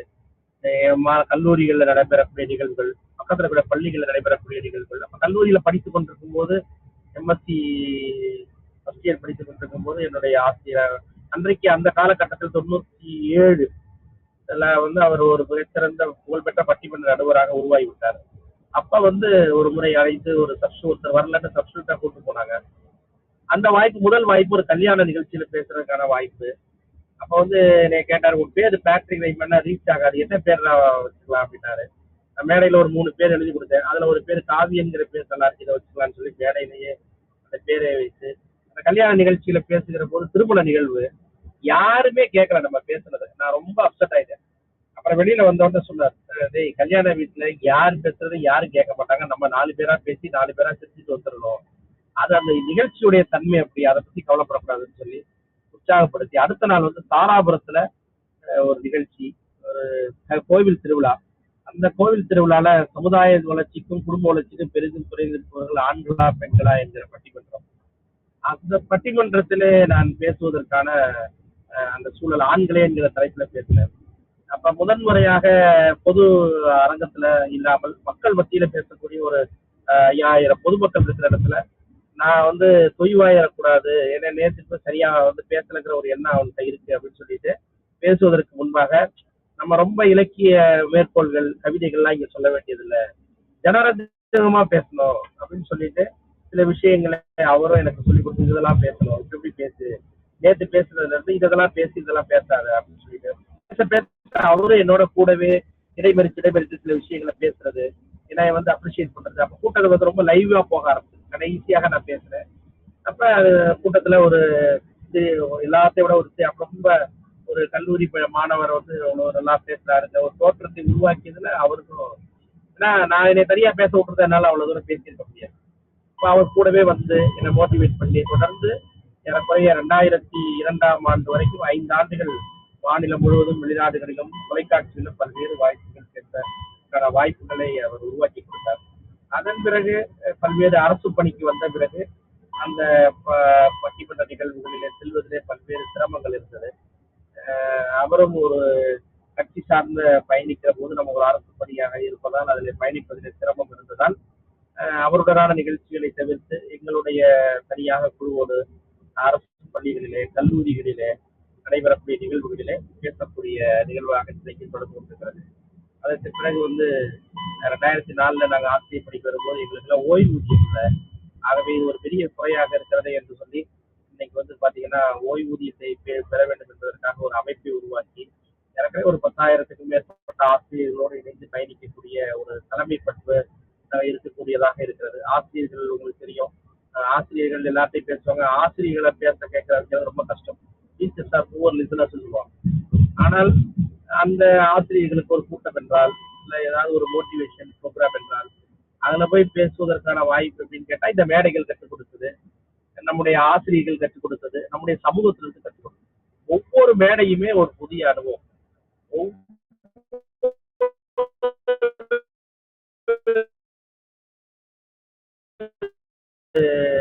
பாரதி சொல்லுவாங்கல்ல, கர்வம் கொண்ட போதிலே ஓங்கி அடித்துடுவான் அப்படின்னு சொல்ற போல இந்த மேடையில நம்ம சிறப்பா பேசல நினைச்சிருப்போம், நீங்க ஒண்ணுமே நம்மளால செய்யவே முடியும். சாதாரணமாக நம்ம ஒரு இந்த மேடையை ரொம்ப சாதாரணமா நினைச்சு போய் பேசியிருக்கோம். ஆனா அந்த மேடையில மிகப்பெரிய ஒரு பாராட்டுகளும் அந்த பேச்சு மிக வீச்சாக இருந்தது. இப்ப நாம வந்து சில விஷயங்களை தீர்மானிக்க முடியாது, கூட்டமோ அது இருக்கிற இடமோ எதுவுமே தீர்மானிக்க. ஆனால் நம்முடைய ப்ரிப்பரேஷன், நம்முடைய தயாரிப்பு மிக முக்கியம். திருபானந்த வாரியார் அவர்கள் சொல்லுவாங்க, நம்ம டேங்க்ல வந்து வாட்டர் டேங்க்ல டேங்க் வந்து வாட்டர் ஃப்ளோ வந்து நீர் வந்து ஃபுல்லா நிரம்பி டேங்க் ஃபுல்லா இருந்தா எந்த குழாயை திறந்தாலும் அது ஃபுல்லா தண்ணி வரும். டேங்க் காலியா இருந்தீங்கன்னா நீ எத்தனை குழாய் போட்டாலும் தண்ணி வராது. அது அர்த்தம் என்னன்னா நம்முடைய அறிவு சார்ந்த இடத்தை வந்து நீங்க நிரப்பி வச்சுக்கணும். உங்களுடைய சிந்தனை வந்து எப்பொழுதுமே நிரப்பப்பட்டதாக உங்களை தயார்படுத்தி கொண்டதாக இருந்தால்தான் நீங்க எந்த மேடையிலையும் எந்த இடத்துலையும் போய் பேசுவதற்கான சூழல் உருவாகும். அதாவது வந்து சில நேரங்கள்ல நாங்க வந்து அமைச்சர்களை, முதலமைச்சரை, பெரிய பெரிய அதிகாரிகளை, ஐஏஎஸ் அதிகாரிகளை எல்லாம் பார்க்க 1 நிமிடம் தான் எங்களுக்கு வாய்ப்பு கிடைக்கும் பேசுறது. ஒரு பெரிய பேருரை சித்தூரை எல்லாம் நிகழ்த்த முடியாது. அந்த 1 நிமிடத்துக்குள்ள நம்ம நினைக்கிறத அவங்களுக்கு சொல்ல வேண்டி வரும். இன்னொன்னு, ஒரு பெரிய பேச்சுவார்த்தைகளோ அல்லது ஒரு நெகோசியேஷன்ஸோ போகும்போது நாம ஒரு மனநிலையில போயிருப்போம், இதெல்லாம் சொல்லணும்னு போயிருப்போம். அது வந்து அங்க ரெஃப்ளெக்ட் ஆகவே ஆகாது, நம்ம இங்க பேசவே முடியாது. அப்ப அவங்க என்ன நினைக்கிறாங்க, என்ன பேசுனா இவங்க கிட்ட கொண்டு போய் சேர்க்க முடியும் அப்படிங்கிற உளவியல் தெரிஞ்சு நம்ம அவங்க கிட்ட சில கருத்துக்களை வைக்க வேண்டியது. அது போல பல நிகழ்வுகள் நடந்திருக்கு. அதாவது ஒரு அதிகாரிகிட்ட போய் நாங்க பதவி உயர்வுக்காக கேட்க போறோம். அந்த அதிகாரி சொன்னாரு, அவரே வந்து ஒரு பதவி உயர்வுல வந்த ஒரு அதிகாரி தான். ஆனா என்ன சொன்னாரு, இந்த பதவி உயர்வுலாம் தர முடியாது, நீங்க முதல்ல எல்லாரும் வெளியில போங்க, ரூம் விட்டு வெளியில போங்க, நீங்க போய் அந்த பதவி உயர்வுக்குன்னு ஒரு எக்ஸாம் இருக்கு, அந்த எக்ஸாம் எழுதி நீங்க வந்து பதவி உயர்வு வாங்கிக்கங்க அப்படின்னு சொல்லி வெளியில போங்க அப்படின்னு சொன்னாரு. அப்ப நான் வந்து சொன்னேன், நான் எனக்கு என்ன நிகழ்வு நினைவுக்கு வந்ததுன்னா, அன்னை தெரசா அவர்கள் வந்து ஒரு முறை கல்கத்தாவுடைய நகரத்துல வந்து அவர்களுடைய அங்க இருக்கக்கூடிய அந்த தொழுநோயால் பாதிக்கப்பட்டவர்களுக்காக உதவி கேட்டு போன போது ஒரு பெரிய செல்வந்தர் அவர் வைத்திருந்த அந்த பாத்திரத்துல வந்து காரி துப்பி போ இதை வச்சுக்க அப்படின்னு சொன்னதாக நான் படித்திருக்கேன். அப்போது அன்னை தெரசா அவர்களுடைய எனக்கு இது போதும், என் பிள்ளைகளுக்கு ஏதாவது கொடுங்க அப்படின்னு கேட்டபோது அந்த மனிதர் மிகுந்த நெகிழ்ந்து போய் தன்னால் இயன்ற உதவியை அந்த குழந்தைகளுக்கு செய்தார்னு சொல்லி அது அந்த நேரத்துல எனக்கு தோணுது. நான் வந்து என்னை தனிப்பட்ட முறையில அவர் அவமானப்படுத்தல, ஆனா நம்ம நம்பி இருக்கக்கூடிய ஆசிரியர்களுக்கு நம்ம ஏதாவது செய்யணுமேன்னு சொல்லிட்டு நான் உடனே கோவப்படாம அந்த நேரத்துல நான் சொன்னேன், ரைட் சார், நீங்க இன்னைக்கு வெளியில போக சொல்றீங்க, நான் திரும்பியும் வருவேன், உங்ககிட்ட வந்து நிற்பேன், திரும்பி கேட்பேன். ஏன்னா எனக்கு பின்னாடி ஆயிரக்கணக்கான ஆசைகள் இருக்கிறாங்க. அவங்களுடைய குரலாக தான் நான் இன்னைக்கு வந்திருக்கேன். நீங்க இன்னைக்கு ஏதோ ஒரு சூழல்னால கோபமா இருக்கிறீங்க. இதை உங்களுக்கு கேட்கறதுக்கான மனதில்லை. ஆனால் கேட்பது எங்களுடைய வேலை. அந்த வேலையை நாங்கள் தொடர்ந்து செய்வோம். ரொம்ப நன்றி சார் அப்படின்னு சொல்லிட்டு ஒரு புத்தகம் கையில கொண்டு போய் அந்த புத்தகத்தை கொடுத்துட்டு நான் திரும்ப வந்துட்டேன். நான் ஒரு 2 நாள் கழித்து அதே அதிகாரி அதை திரும்பி அவங்க கிட்ட பேசிட்டு வாங்க உட்காருங்க அப்படின்னு சொல்லி அந்த சில விஷயங்களை செய்ய முடியாதுன்னு சொன்ன அந்த நபரே சில விஷயங்களை செயல்படும். வாழ்க்கை வந்து ஒவ்வொரு நாளும் பல்வேறு பாடங்களை கற்பித்துக் கொண்டே இருக்கிறது. உலகத்துல எந்த மனிதனும் திறமை இல்லாத மனிதர் இல்லை, எந்த மனிதனும் தகுதி இல்லாத மனிதர் இல்லை. ஒவ்வொருவரும் அவருக்கான வாய்ப்புகளை உருவாக்கி கொள்ள வேண்டும். எல்லாரும் அமெரிக்க ஜனாதிபதி ஆக முடியாது, எல்லாரும் வந்து இந்தியாவினுடைய பிரதமர் ஆக முடியாது, ஆக வேண்டிய அவசியமும் இல்லை. ஆனால் ஒவ்வொருவரும் அவர்களுக்கான வேலைகளை அவர்களுக்கான சமூக பணிகளை செய்கிற போது அந்த சமூகம் அவருடைய பணி ஆனது நிறைவானதாக. நம்ம என்ன வேலையை செய்யறோம் அப்படிங்கிறத காட்டணும். அந்த வேலையை நம்ம எப்படி நிறைவாக செய்கிறோம், அதுல நமக்கான பங்களிப்பு என்ன என்பதுதான் ஒரு மிகப்பெரிய கேள்வியாக நம்ம சமூகத்துல இருக்கு. இன்னைக்கு நம்ம பார்க்கிற குழந்தைகள்கிட்ட, இளைஞர்கள்ட்ட வாசிக்கிற பழக்கம், கேட்கிற பழக்கம் ரொம்ப, பார்க்கறது அதிகமாயிருக்கு, கேட்கறது வந்து ரொம்ப ரொம்ப குறைந்து விட்டது. நீங்க சமூகத்துல ஒரு புத்தகத்துல படிச்சேன். அவங்க ஒரு குழந்தைகளுடைய குழந்தைகளுடைய மனநலம் குறித்து ஆராய்ச்சி செய்யக்கூடிய ஒரு நிறுவனம் வந்து பல்வேறு ஆராய்ச்சிகளை குழந்தைகளை வைத்து செய்திருக்கிறார்கள். குழந்தைகள் இந்த காலத்திற்கு எப்படி எவ்வாறு மாறி இருக்கிறார்கள், என்னென்ன அவருடைய மாற்றங்கள் என்று அவங்க வந்து அதை வந்து ஆராய்ச்சி செய்து அதனுடைய முடிவுகளை வெளியிட்டிருக்கிறார்கள். அதனுடைய மிகப்பெரிய வருத்தமான விஷயம் என்னன்னு கேட்டா, குழந்தைகள் குழந்தைகளாக இன்றைக்கு இல்லை என்பதை அவர்கள் குறிப்பிட்டிருக்கிறார். அது அவங்க சொன்ன ஒரு விஷயம் என்னை மிகவும் பாதித்தது. அவங்க பல்வேறு பள்ளிகள்ல போய் குழந்தைகள்கிட்ட கேட்டாங்களாம், ஒரு மனிதன் வந்து எப்படி இறந்து போவான், எப்படி செத்து போவான் அப்படின்னு சொல்லி பல்வேறு இடங்கள்ல போய் கேட்டிருக்காங்க. அப்ப குழந்தைகள் சொன்ன பதில்களை எல்லாம் தொகுத்து அவங்க அதில் போட்டிருக்காங்க. அந்த ஆராய்ச்சியாளர் எழுதியிருந்தார். குழந்தைகள்கிட்ட போய் நம்ம தமிழ்நாட்டில் தான், வேற ஊர்ல கூட கிடையாது, கேட்கும்போது ஒரு குழந்தைகள் சொன்ன பதில்களை அவங்க தொகுத்துருக்காங்க. ஒரு மனிதன் எப்படி செத்து போவான்னு கேட்டா, கழுத்து நெரிச்சு கொண்டா செத்து போயிடுவான், மாடியில இருந்து குடிச்சு தள்ளி விட்டா செத்து போயிடுவான், தூங்கும் போது தலையணை அமுக்கி வச்சு செத்து போயிடுவான், பால்ல வந்து சாப்பிடக்கூடிய உணவுல ஏதாவது கலந்து கொடுத்தா செத்து போயிடுவான், வீட்டுக்குள்ள நுழையும் போது பின்னாடி இருந்து ஒரு கட்டையில் அடிச்சது போல பல விஷயங்களை குழந்தைங்க சொல்லியிருக்காங்க. ஆனா ஒரு குழந்தை கூட, ஒரு மனிதன் வயது முதிர்ந்து வயது மூப்பால் இயற்கையாக மரித்து போவாங்கிறத ஒரு குழந்தை கூட சொல்லல. ஏறக்குறைய 1000க்கும் மேற்பட்ட குழந்தைகளை நாங்கள் கணக்கெடுத்தோம். அப்ப ஏன் இது வந்து இந்த குழந்தைகளுக்கு தெரியாம போச்சுன்னா, இந்த சமூகம் அதை கட்டுப்படுத்தவில்லை அப்படின்னு சொல்லி அவர் அதை வந்து குறிப்பிட்டிருக்கார். அப்ப நம்ம வாழக்கூடிய தலைமுறைக்கு யாரோ ஒரு மனிதன், யாரோ ஒரு முகம் தெரியாதவர், யாரோ ஒருத்தர் எழுதியது படித்தது இன்றைக்கு வந்து நம்முடைய சமூகத்துக்கு நமக்கு பயன்படுகிறது. நம்ம குழந்தைகளை எல்லோரையும் வந்து எல்லோரையும் நேசிக்கக்கூடிய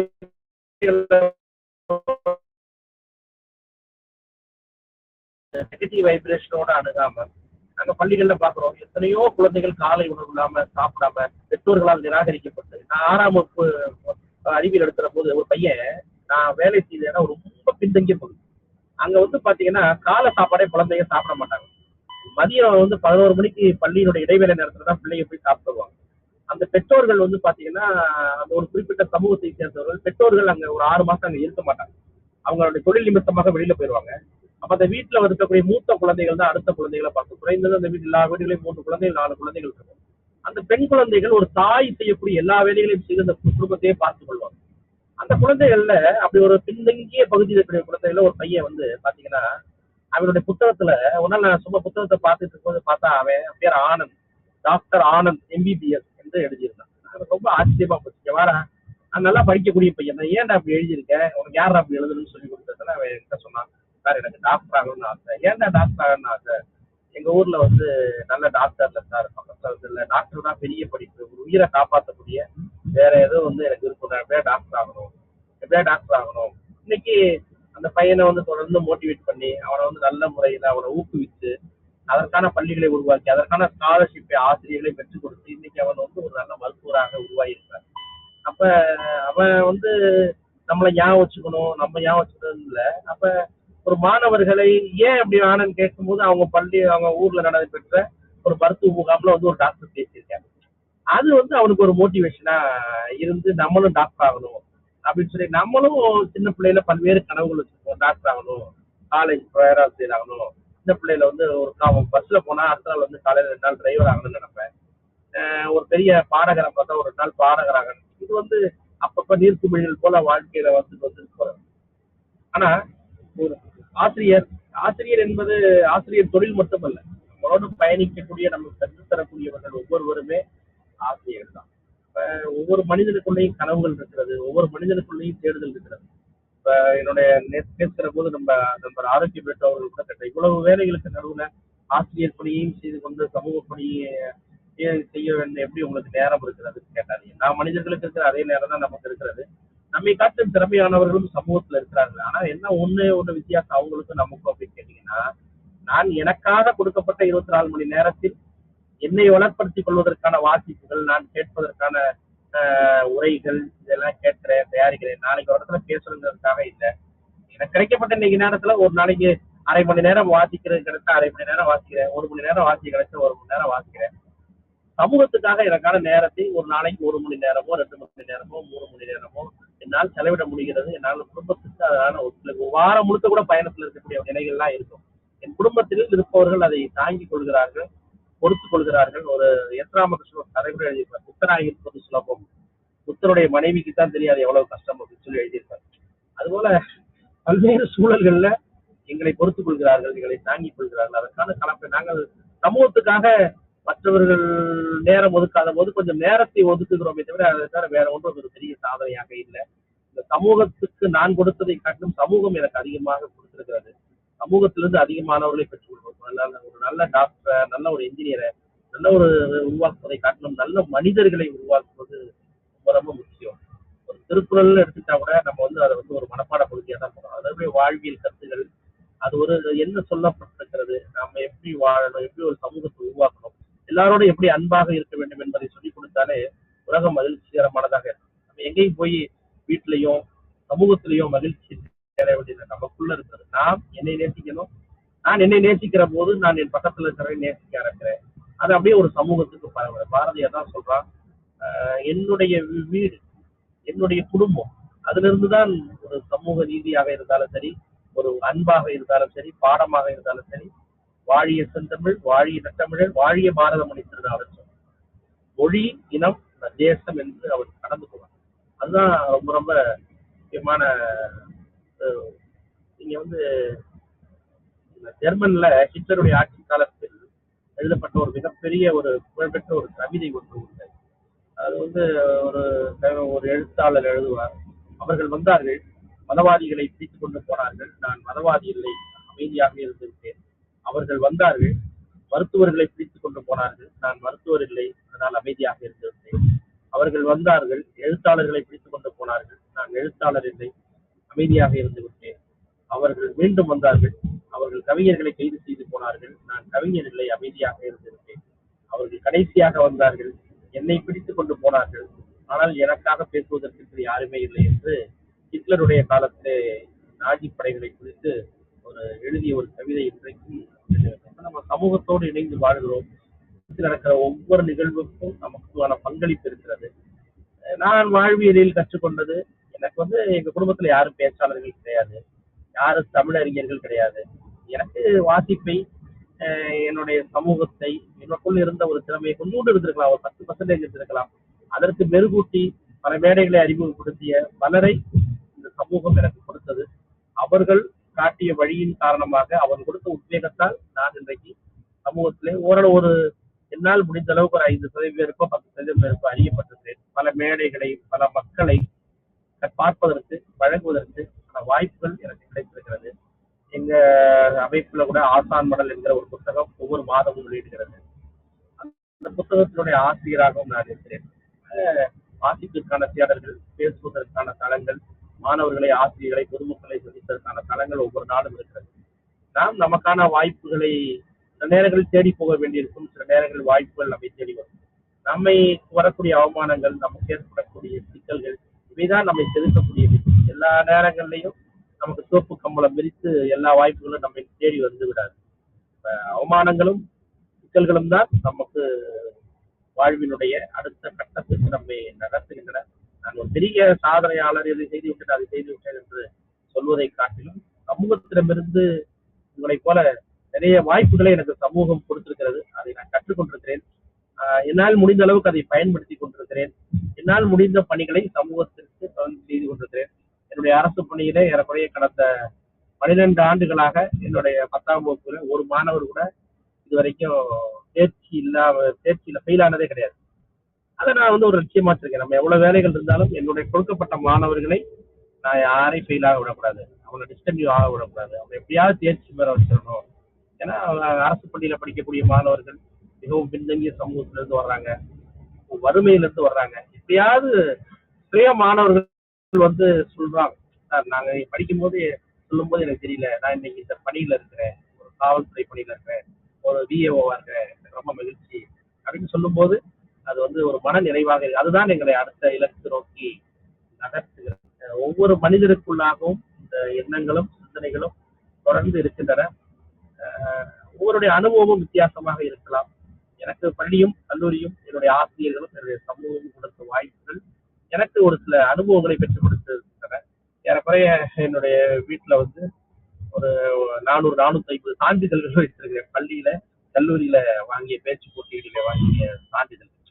அதுக்கு தயார் இப்ப கூட ஒரு சமீபத்துல ஒரு தலைப்புக்கு பேச வேண்டியிருக்கும் போது போய் தேடி பார்க்கும்போது நான் கல்லூரியில எழுதின நாட் குறிப்புல எழுதி பீப்புள் தேங்கி இருந்தது.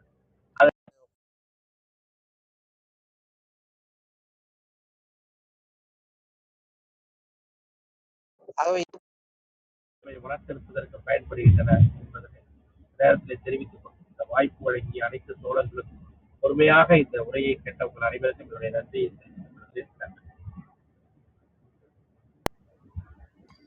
நன்றிங்க அன்பு சகோதரர். மைக் கொஞ்சம் மியூட்ல போட்டுருங்க. வலதுபுறம் கீழ் மூலையில அந்த மைக் ஒலி வாங்கிக்கான இணைப்பு இருக்கும் பாருங்க.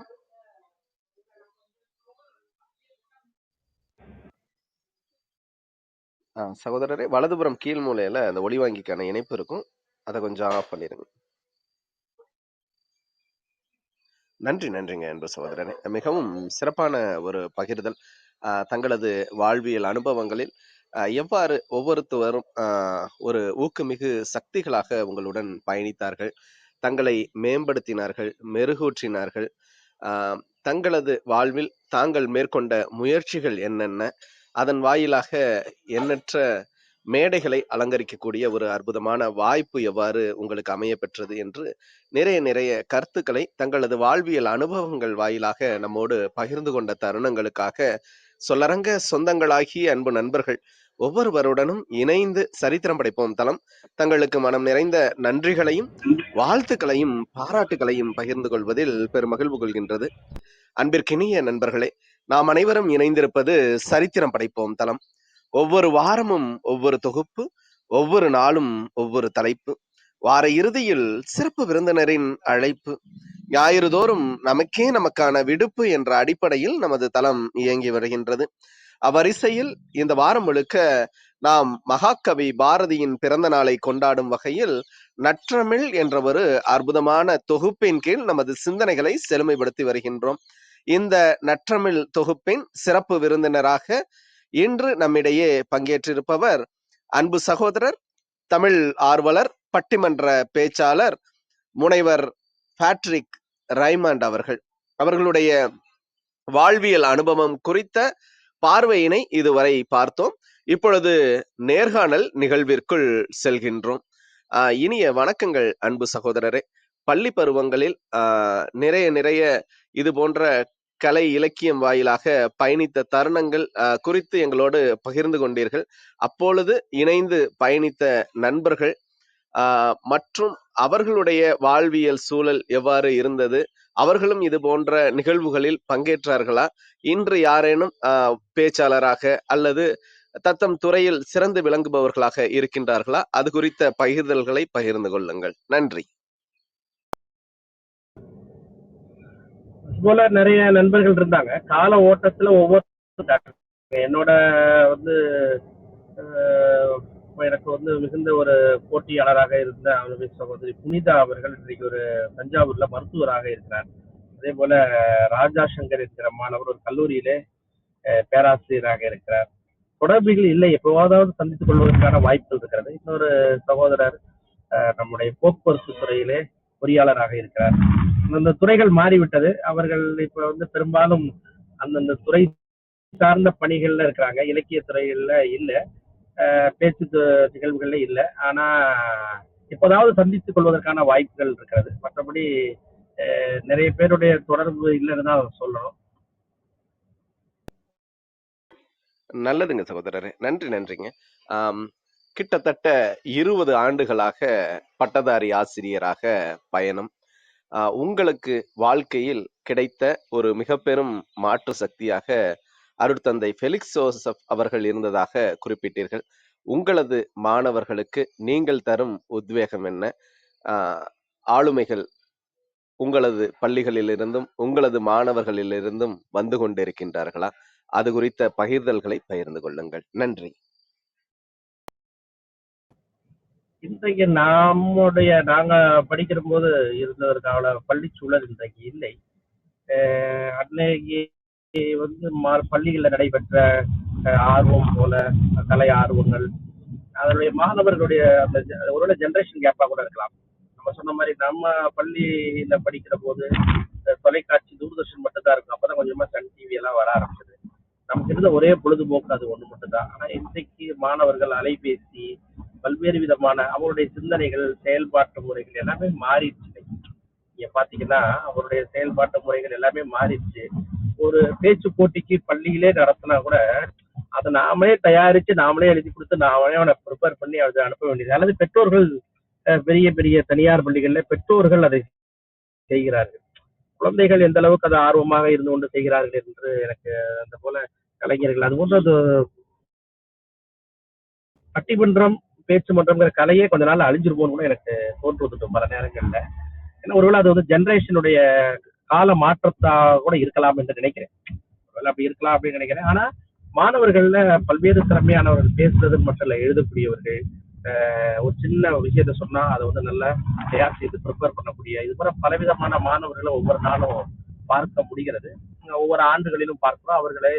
அவர்களுடைய என்ன விதமான துறையில அவர்களுக்கு ஈடுபாடு இருக்கிறது என்பதை பார்த்து அவர்களை கண்டறிந்து அவர்களுக்கான அந்த பயிற்சியிலே நம்மோடு இருக்கிற வரைக்கும் நம்மளால கொடுக்க இன்னும் ஒரு சில மாணவர்கள் அது போல தொடர்பிலும் இருக்கிறார்கள். சிறப்புங்க அன்பு சகோதரர். நிச்சயமாக அந்த காலகட்டத்தில் இருந்த அந்த கலை மீதான ஆர்வம் தற்பொழுது மின்னணு ஊடகங்கள் வாயிலாக மாற்றம் பெறுவது நிச்சயமான ஒன்றுதான். இந்த காலத்தில் மாணவர்களின் திறன் என்பது இன்ற கால சூழலுக்கு ஏற்றாற்போல் வளர்ந்து வருவதும் அதற்கான ஊக்குவிப்பும் நடந்து கொண்டிருப்பதை குறித்து வெகு சிறப்பாக பகிர்ந்து கொண்டீர்கள். உங்களது கல்லூரி காலங்களில் இந்த கலை இலக்கிய நிகழ்வுகள் சார்ந்த பயணங்கள் எவ்வாறு இருந்தன? அது குறித்த அனுபவ பகிர்தல்களை பகிர்ந்து கொள்ளுங்கள். நன்றி.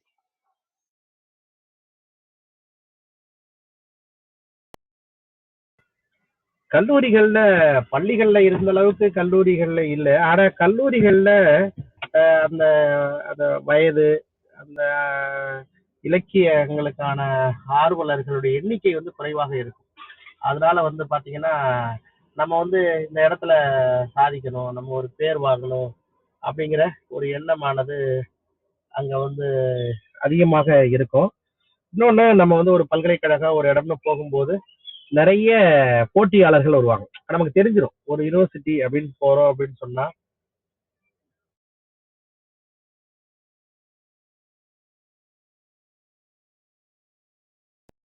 போட்டியாளர்கள் யார் நமக்கான போட்டியாளர்கள், யாரை நம்ம எதிர்கொள்ளணும், அவங்களுடைய வியூகம் அதெல்லாம் வந்து தெரிஞ்சிடும். ஒரு ஒரு ஒரு டீமா போகிறப்ப இவங்க வந்து இந்த மாதிரி பிரசன்ட் பண்ணுவாங்க, இவங்க இப்படி பேசுவாங்க, இதை வந்து இப்படி வந்து எதிர்கொள்ளணுங்கிற ஒரு தயாரிப்போட போவோம். அது வந்து அந்த கல்லூரி நாட்கள்ல அது வந்து ரொம்ப மகிழ்ச்சியாகவும் ரொம்ப சந்தோஷமாகவும் இருக்கும். அதே போல கல்லூரிகள் சார்ந்து பல புதிய நண்பர்கள் கிடைப்பாங்க. அவங்களுடைய உற்சாகம், அவங்களுடைய பாராட்டுகள், அப்புறம் கல்லூரி லெவல்ல நம்ம வந்து பரிசுகள் பெற்ற பிறகு திரும்ப மீண்டும் கல்லூரிக்கு போகிற போது நமக்கு கிடைக்கக்கூடிய அந்த அங்கீகாரங்கள், இது எல்லாமே தான் ஒரு மோட்டிவேஷனல் ஃபேக்டரா இருக்கும். அதுவும் அந்த பள்ளிகள்ல பெற்ற அந்த அனுபவம் வந்து அது பெரிய உதவிகரமாக இருக்கு. நன்றி, நன்றிங்க. மிகவும் சிறப்பான பதில்கள். எதிர்கால உங்களது பயணம் எவ்வாறு இருக்கும்? இன்னும் மேடை சார்ந்த அனுபவங்களாக தொடர வாய்ப்புள்ளதா? அல்லது பட்டதாரி ஆசிரியர் சங்கம் சார்ந்த நிகழ்வுகள் ஏறெடுப்பது, அது சார்ந்த முன்னெடுப்புகளாக இருக்குமா?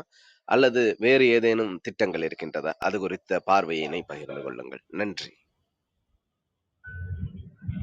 ஒரு தனிப்பட்ட திட்டங்கள் எதுவும் இல்லை. இருக்கிற காலங்களில் இன்றைக்கு இந்த கொடுக்கப்பட்ட வாய்ப்பு இருக்கிறது. ஆசிரியர்களுக்கான மாணவர்களுக்காக பணி செய்யக்கூடிய வாய்ப்பு வழங்கி இருக்கிறது. இருந்தாலும் நேரம் வந்து போதுமானதாக கிடைக்கப்பெறாது. இலக்கிய பணிகள்ல அதிகமாக போக முடியல. எங்கேயும் அதிகமா இலக்கிய கூட்டங்கள் நடக்கிறது. அதனால அது ஒரு வருத்தம் இருக்கு. எங்கேயுமே ஏதாவது இன்னும் கொஞ்சம் அதிகமான வாய்ப்பு இருந்தால், அந்த போல கூட்டங்களில் கலந்து கொள்வதற்கு, கூட்டங்களை கேட்பதற்குமான வாய்ப்புகள் இருந்தால் நல்லா இருக்குமே அப்படின்னு சொல்லிட்டு எங்க மாவட்டத்துல அது போன்ற ஒரு அமைப்பை உருவாக்கி செயல்படுத்தி கொண்டிருக்கிறோம். ஆனாலும் அதிகபட்சமா 3 மாதங்களுக்கு ஒரு முறைதான் கூட்டம் நடத்த முடிகிறது. அதனால கொஞ்சம் அந்த பணிகள்ல இன்னும் கொஞ்சம் அதிகமா ஈடுபடுத்திக் கொள்ள வேண்டும் என்கிற ஒரு எண்ணம் இருக்கிறது. மற்றபடி வேறு துறைகளுக்கு செல்வதோ வேறு பணிகளில் செல்வதற்கான இல்லை. மீதி இருக்கிற நம்ம கொடுக்கப்பட்ட காலங்களை அதுபோல பயன்படுத்திக் கொள்ள வேண்டும் என்றுதான் நான் நினைக்கிறேன். நன்றி, நன்றிங்க அன்பு சகோதரரே. மிகவும் சிறப்பான பதில்கள். எங்களுக்காக போதிய நேரம் ஒதுக்கி நிறைய கருத்துக்களை எங்களோடு பகிர்ந்து கொண்ட தருணங்களுக்காக மீண்டும் ஒரு முறை சொல்லரங்க சொந்தங்களாக்கிய அன்பு நண்பர்கள் ஒவ்வொருவருடனும் இணைந்து சரித்திரம் படைப்போம் தளம் தங்களுக்கு மனம் நிறைந்த நன்றிகளையும் வாழ்த்துக்களையும் பாராட்டுகளையும் பகிர்ந்து கொள்வதில் பெருமகிழ்வு கொள்கின்றது. மேலும் அன்பு சகோதரர் அவர்களை நமது தளத்திற்கு அறிமுகப்படுத்திய அன்பு சகோதரர் அருள் சேவியர் அவர்களுக்கும் மனம் நிறைந்த நன்றிகளை இந்த நேரத்தில் பகிர்ந்து கொள்வதில் பெருமகிழ்வு கொள்கின்றோம். இப்பொழுது நிகழ்வின் நெறியாளுமையை தொடரவும் முதன்மை கருத்தினை வழங்கிடவும் அன்பு தோழர் கற்பகவள்ளி அவர்களை அன்புடன் அழைக்கின்றோம். நன்றி. நன்றிங்க தோழர். அனைவருக்கும் வணக்கம். இன்றைக்கு நற்றமிழ் அப்படிங்கிற ஒரு தொகுப்புல சிறப்பு விருந்தினராக ஐயா பேட்ரிக் ரேமாண்ட் அவர்கள் கலந்து கொண்டது மிகவும் சிறப்பு. தன்னுடைய வாழ்வியல் அனுபவங்களை பகிர்ந்து கொண்டதற்கும் மிக்க நன்றி. திண்டுக்கல்ல பிறந்தாரு ஐயா அவர்கள். அவங்க அம்மா மலையாளம், கேரளா, அப்பா தமிழ். அதனால கொஞ்ச நாள் குழந்தை பருவத்துல கொஞ்ச நாள் கேரளாலேயே இருந்ததுனால தமிழ் தெரியல அப்படின்னு சொல்லிட்டு அவங்க அப்பா தமிழ் ஆசிரியர் வச்சு கத்துக் கொடுத்திருக்காரு. அதுக்கப்புறம் தமிழ் மேல் ஆர்வம் வந்திருக்கு. அப்பா எப்பவுமே தொடர்ந்து அந்த தேவாலயம் போகும்போது காலையில சீக்கிரம் போயிடணும் அப்படின்னு சொல்றார். அதனால அந்த காலையில சீக்கிரமே போற வழக்கம் இருந்தது. அப்படி போயிட்டு இருந்ததுனால ஒரு நாள் அதை வாசிக்கக்கூடியவர் வரலன்றதுனால வாசிக்கக்கூடிய வாய்ப்பு கொடுக்குறாரு அருள் தந்தை அவர்கள். நீ வாசி அப்படின்னு சொல்லும்போது உடனே போய் வாசிக்கிற போது எல்லாருமே கேக்குறாங்க, உனக்கு பயமா இல்லையா, பதட்டமா இல்லையா அப்படின்னு சொல்லி கேக்குறாங்க. இல்ல அப்படின்னு சொல்றாரு. அதுதான் முதல் வாய்ப்பாக இருந்தது. முதல் முறையாக ஒரு பேச்சு, எல்லோருக்கும் முன்னால் ஒரு மேடை பேச்சு அப்படின்னு சொல்ற மாதிரி ஒரு பேச்சாக இருந்தது. அதற்கு பிறகு பள்ளியில பத்தி பேசினாரு. அருள் தந்தை ஜெரால்ட் மன்னிக்கவும் ஃபெலிக்ஸ் அவர்கள் தான் ரொம்ப நிறைய ஊக்குவிச்சாரு. வாசிக்கிறதுக்கும் சரி, பேசுறதுக்கு, இது எல்லாத்துக்குமே நிறைய ஊக்குவிச்சிருக்கிறாரு. பள்ளியிலேயுமே நிறைய நிகழ்ச்சிகள் சமுதாயம் சார்ந்த ஒரு கல்வியாக இருந்தது. கலை வார விழா அதெல்லாம் வைப்பாங்க. அதுல சமையல் போட்டி கூட வைப்பாங்க அப்படிங்கிறதும் அதுலயும் நிறைய பேர் கலந்துக்கிட்டு அதுவும் ரொம்ப சுவாரஸ்யமா போகும். இந்த மாதிரி பள்ளியில நிறைய விஷயங்கள் பாடம் மட்டுமல்லாமல் சமூகம் சார்ந்து நிறைய விஷயங்களையும் கற்றுக்கொண்டாரு. அங்கதான் பேசுறதுக்காக இருக்கட்டும், முதன் முறையாக நிறைய பேச ஆரம்பிச்ச பின்னாடி எப்பவுமே ஒரு ஆசிரியர் தான் அவருக்கு குறிப்புகள்லாம் கொடுத்துட்டு பேசுறதுக்கு சொல்லி கொடுப்பாரு. ஆனா ஒரு தடவை பெரியார் பத்தி பேசணும் அப்படின்னு வரும்பொழுது நீயே கத்துக்கோ அப்படின்னு சொல்லிட்டு அந்த ஆசிரியர் சொன்னது. அப்புறம் அவர்கிட்ட போய் பார்த்தா அவ்வளவு புத்தகங்கள் படிச்சிருந்தாரு. அவ்வளவு புத்தகங்கள்ல இருந்து எடுத்து காமிச்சது அதெல்லாம் சொன்னாரு. அப்ப அவ்வளவு புத்தகங்கள் படிச்சவங்க வழிகாட்டும் போது எந்த அளவுக்கு சிறப்பாக இருக்கும் அப்படிங்கிறது இன்னைக்கு ஐயா அவ்வளவு புத்தகங்கள் படிக்கிறது, இன்னைக்கு மேடை பேச்சு, இதுக்கு எல்லாத்துக்குமே ஒரு ஆசிரியர் அப்படிங்கிறதும் அந்த பள்ளி கொடுக்கிற அந்த சமுதாயம் பற்றிய கல்வி இதெல்லாமே எந்த அளவுக்கு முக்கியம் அப்படிங்கிறதும் அவர் பேசும்போது தெரிஞ்சது. அதற்கப்புறம் முதல் முறையாக மேடை பேச்சு, பட்டிமன்ற பேச்சு அப்படின்னு ஐயா லியோனி அவர்களோட சேர்ந்து பயணிக்க ஆரம்பிக்கிறார். முதல்ல கல்யாண வீட்ல பேசும்போது யாருமே கேட்கல அப்படிங்கிறபோது, கல்யாண வீட்ல யாரும் கேட்க மாட்டாங்க. இப்படிதான் இருக்கும் அப்படின்னு சொல்லி சொல்றாரு. அதற்கப்புறம் 5000 பேர் இருக்க மேடையில எப்படி பேசுறது? அங்க என்ன பேசணும்? அப்படிங்கிறது அடுத்த நிகழ்ச்சி. இப்படி ஒவ்வொரு இடமாக எப்படி பேசுறது அப்படிங்கிறதுலயும் மெருகேறிட்டே வந்தத பத்தியும், தன்னுடைய பட்டிமன்ற பேச்சு இத பத்தியும் பகிர்ந்துகிட்டாரு.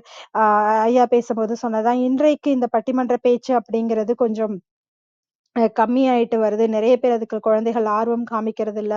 அம் வருங்கால சமுதாயத்தில் இனி பட்டிமன்றம் எல்லாம் எப்படி இருக்கும் அப்படின்னு தெரியல அப்படின்னு சொல்லிட்டு சொன்னாரு. அ நிச்சயமா ஐயா போன்றவர்கள் நிறைய மாணவர்கள் கிட்ட விதைக்கும் விதைகள் இந்த பட்டிமன்ற பேச்சாக இருக்கட்டும், தமிழ் மீதான ஆர்வம் இதெல்லாமே தொடர்ந்து கொண்டு போவாங்கன்னு நம்பலாம். ஏன்னா, அதை போன்ற ஆசிரியர்கள் இன்னும் அ விதைக்கிற விதைகள் அப்படிங்கிறது நிச்சயமாக இருக்கும். நிறைய குழந்தைகள் பத்தி ஐயா பேசும்போது, பள்ளி குழந்தைகள் பத்தி நெறைய பேசுனாங்க, மாணவர்கள் பத்தி. அவங்களுடைய மனநிலை அப்படிங்கிறது எந்த அளவுக்கு மாறி இருக்கு அப்படிங்கிறத பத்தி சொல்லும்போது கேட்கறதுக்கு உண்மையிலேயே வருத்தமா இருந்தது. ஏன்னா, நிறைய குழந்தைகள் அம்மா, அப்பா ஊர்ல இல்லாத சூழ்நிலையாக கூட இருக்கும். நேரத்துக்கு பள்ளிக்கு வர முடியல, சாப்பிட்டுட்டு வர முடியாது. இது மாரி பல சூழ்நிலைகளுக்கு இடையே தான் வருவாங்க. அப்ப ஒரு மாணவர் மருத்துவர் ஆனத ஒரு நோட்ல டாக்டர் ஆனந்த்ன்னு எழுதி வச்சத கண்டுபிடிச்சுட்டு, அதுக்கப்புறம் அவர் மருத்துவர் ஆனது. இந்த மாதிரி ஒவ்வொரு மாணவரும் அங்க வரவங்க எல்லாருமே அரசு பள்ளியில் நிறைய பேரு ஒரு சவால்களோட தான் வருவாங்க. படிக்கிறதுக்கான சூழ்நிலையோட வரமாட்டாங்க. அப்படி இருக்கவங்கள ஊக்குவிச்சு கொண்டு வந்து, அவங்களுக்கும் வாழ்க்கையில வழிகாட்டுறது, இதெல்லாம் எந்த அளவுக்கு ஒரு ஆசிரியர் பணி அப்படிங்கிறது எவ்வளவு முக்கியம் அப்படிங்கிறதும் தெரிஞ்சது. குழந்தைகளிடையே இன்றைக்கு ஏற்பட்டுக்குள்ள அந்த சமுதாய மனமாற்றம் அதெல்லாமே ரொம்ப முக்கியமாவும் சொன்னாரு. ஏன்னா, எப்படி இறந்து போவாங்கன்னு கேட்டா, கொலை பண்றது தான் எல்லாரும் சொல்றாங்க. வயது முதிர்ந்து இறந்து போவாங்க அப்படிங்கிறத சொல்லல. இந்த மாதிரியான மாற்றங்கள் ரொம்ப மன சங்கடமா இருக்குது அப்படிங்கிறதும் ஒரு அழகா ஒரு கவிதையும் வாசிச்சாரு. அந்த நாசி படைகள் பத்தி. யாராரோ ஒரு இன்ஜினியர் தானே, கவிஞர் தானே அப்படின்னு சொல்லிட்டு ஒவ்வொருத்தரையா தூக்கிட்டு போம்போது, என்னையும் வந்து ஒரு நாள் கூட்டிட்டு போனப்போ எனக்காக பேச யாரும் இல்லை அப்படின்னு. ஏன்னா இந்த சமுதாயத்தில் யாரும் யாருக்காகவும் பேசுறதுக்கு ஆளே இல்லங்கும்போது, இந்த மாதிரியான குரல்கள் நிச்சயமாக கேட்க வேண்டும். ஒரு ஆசிரியர், பட்டதாரி ஆசிரியர்களுக்காகவும் குரல் கொடுத்துக் கொண்டிருக்கிறார். நம்ம பேசுறோம், சொல்றோம் அப்படிங்கிறத தாண்டி கவிதைகள் சொல்றோம் அப்படிங்கிறதையும் தாண்டி மக்களுக்காக, நம்மை சார்ந்தவர்களுக்காக குரல் கொடுப்பது அப்படிங்கிறது மிகவும் அவசியம். அதையும் இன்றைக்கு ஐயா அவர்கள் மிகவும் சிறப்பா செஞ்சுட்டு வராங்க. ப ரொம்ப கேட்கறதுக்கே ரொம்ப மகிழ்ச்சியாகவும் இருந்தது. 10ஆம் வகுப்பு அவர்கிட்ட படித்த மாணவர்கள் யாருமே இதுவரைக்கும் தோல்வி அடைந்தது இல்லை அப்படிங்கிறதையும் சொன்னாங்க. ஏன்னா பல பணிகள் இருக்கு. பட்டிமன்ற பேச்சா இருக்கட்டும், இல்ல இந்த ஆசிரியர் களுக்கான அந்த ம் அ இதுலயாக இருக்கட்டும், இப்படி பல விஷயங்கள்ல கவனம் செலுத்தும் பொழுது, ஆசிரியர் பணியிலயும் கவனம் செலுத்தி அவர்களுக்கு 100% அதுவும் அரசு பள்ளியில் அப்படிங்கிறது ஒரு சாதாரண விஷயம் கிடையாது. ரொம்ப மகிழ்ச்சியா இருந்ததுங்க ஐயா. மிக்க மிக்க நன்றி. நற்றமிழ் அப்படிங்கிற ஒரு தொகுப்புல ஒரு மிக சிறந்த ஒரு நபராக இன்றைக்கு சிறப்பு விருந்தினராக கலந்து கொண்டதற்கு மிக்க மிக்க நன்றி. விஜயகுமாரி அம்மா வணக்கம். நீங்க பேசலாம். நன்றிகள் அம்மா. வாழ்க வையகம், வாழ்க வையகம், வாழ்க வளமுடன். குரு வாழ்க, குருவே துணை. சரித்திரம் படைப்போம் தளத்திற்கு நன்றி. அதை எடுத்து தினந்தோறும் சரித்திரம் படைத்து கொண்டிருக்கும் கருணை உள்ளம் ஆரோக்கிய பிரிட்டோ ஐயா அவர்களுக்கு பல கோடி நன்றிகள். அதில் நடைபெற்று கொண்டிருக்கும் சிந்தனை சிற்பி கற்பகவல்லி அம்மா, கற்பனை களம் ரேவதி அம்மா, சித்திரம் படைக்கும் வேல்ராஜ் ஐயா, அனைவருக்கும் என் மனமார்ந்த நன்றிகளும் வாழ்த்துக்களும். இன்று இந்த தளத்தில் வந்து நமக்கெல்லாம் சிறப்புரை வழங்கிய விருந்தினர் பேட்ரிக் ரெய்மாண்ட் ஐயா அவர்களுக்கும் பல கோடி நன்றிகள். மற்றும் நம் குழுவில் குழுமி இருக்கும் அனைத்து அன்பு உள்ளங்களுக்கும் என் மனமார்ந்த நன்றிகளும் வாழ்த்துக்களும். வாங்க வாழ்த்தும் பயனுக்கும் போயிடலாம். கண்களை மூடி அமைதியா உட்கார்ந்துக்குவோம். நாம் அமர்ந்துள்ள இந்த இடம் முழுவதும் நல்ல தூய தெய்வீக ஆற்றலே நிரம்பின. உணர்ந்த பார் அருட்பேராற்றல் உடலிலே உயிரிலே அலை அலையாக பாய்ந்து நிரம்புவதை உணர்கிறோம். அன்னைக்கு வணக்கம், தந்தைக்கு வணக்கம், அருள்நிறை ஆசான் வேதாத்திரி மகரிஷி அவர்களுக்கு வணக்கம். குருவாழ்க, குருவே துணை. அருள் பேராற்றல் இரவும் பகலும் எல்லா நேரங்களிலும் எல்லா இடங்களிலும் எல்லா தொழில்களிலும் உறுதுணையாகவும் பாதுகாப்பாகவும் வழிநடத்தியாகவும் அமையுமாக. வாழ்க வளமுடன், வாழ்க வளமுடன், வாழ்க வளமுடன். அருட்பேராற்றல் கருணையினால் இங்குள்ள அனைவரும் நல்ல உடல் நலம், நீலாயுள், நிறை செல்வம், உயர் புகழ், மெய்ஞானம் பெற்று சிறந்தோங்கி வாழ எல்லாம் வல்ல இறைநிலையோடு இணைந்து வாழ்த்தி மகிழ்கின்றேன். வாழ்க வளமுடன், வாழ்க வளமுடன், வாழ்க வளமுடன். இறை பேராற்றலே பக்கத்துணையாகவும் பக்கபலமாகவும் இருந்து வழி நடத்துவாராக. ஐயா இன்னைக்கு நிறைய கருத்துக்களை சொன்னீங்க ஐயா. நிறைய அனுபவங்கள், குழந்தை பருவத்தில் உங்களுக்கு என்னென்ன அனுபவம் ஏற்பட்டது, எப்படி மேடை பேச்சாளராக நீங்கள் ஆனீங்க அப்படிங்கெல்லாம் பற்றி ரொம்ப அருமையாக எடுத்து சொன்னீங்க ஐயா. எனக்கு ரொம்ப சந்தோஷமாக இருந்தது. இப்போ நம்ம மேடையில் பேசுகிறவங்க எல்லாருமே பார்த்தா அந்த சின்ன குழந்தையில அப்பா கை பிடிச்சி கூட்டிகிட்டு போவாங்க. நான் லைப்ரரிக்கு போனேன், எங்கெங்கே போனாங்களோ அவங்களும் ஒவ்வொருத்தவங்களும் ஒவ்வொரு இடத்துல போயிட்டு அது அந்த கருத்துக்களை எப்படி உள்வாங்கி பார்த்து கேட்டு எப்படிலாம் தெளிஞ்சு வந்திருக்காங்க பாருங்களேன். அப்போ இதையெல்லாம் அவங்க நமக்கு கொடுக்குறாங்க. கொடுக்கும் பொழுது நம்ம என்ன செய்யணும்னா அதை நம்ம எடுத்துக்கணும். எடுத்து நம்ம என்ன செய்யணும், நம்ம குழந்தைங்களுக்கு இவங்களெல்லாம் இப்படி பண்பட வைக்கணும். இந்த காலத்துல எல்லாம் எல்லாருமே டாக்டருங்கிறாங்க, எல்லாருமே இன்ஜினியர், எல்லாருமே ஒரே குரூப் தான் சொல்றாங்க. அப்படி சொல்லக்கூடாது. குழந்தைங்கள கூட்டிட்டு போய் இந்த மாதிரி இடத்துக்கெல்லாம் இது கேட்க வைக்கணும். இந்த சரித்திரம் படைப்போம் தளத்துல பேசுறவங்க ஒவ்வொருத்தரும் பாருங்க, அவங்க அனுபவிச்சது, கேட்டது, செய்ததை தான் நிறைய சொல்றாங்க. அது எங்க இருந்து வந்ததுன்னா சின்ன வயசுல வந்தது தான். சின்ன வயசுல வர்றது தான் நமக்கு பசுமரத்து ஆணி மாதிரி மனசுல பதிஞ்சிடும். அந்த மாதிரி நம்ம குழந்தைங்களுக்கு பதிய வைங்க. இந்த சரித்திரம் படைப்போம் தளத்துக்கு இந்த இந்த பேச்செல்லாம் கேட்க வைங்க. வீட்டில் இருந்தபடியே கேட்டாங்கன்னா நல்லது.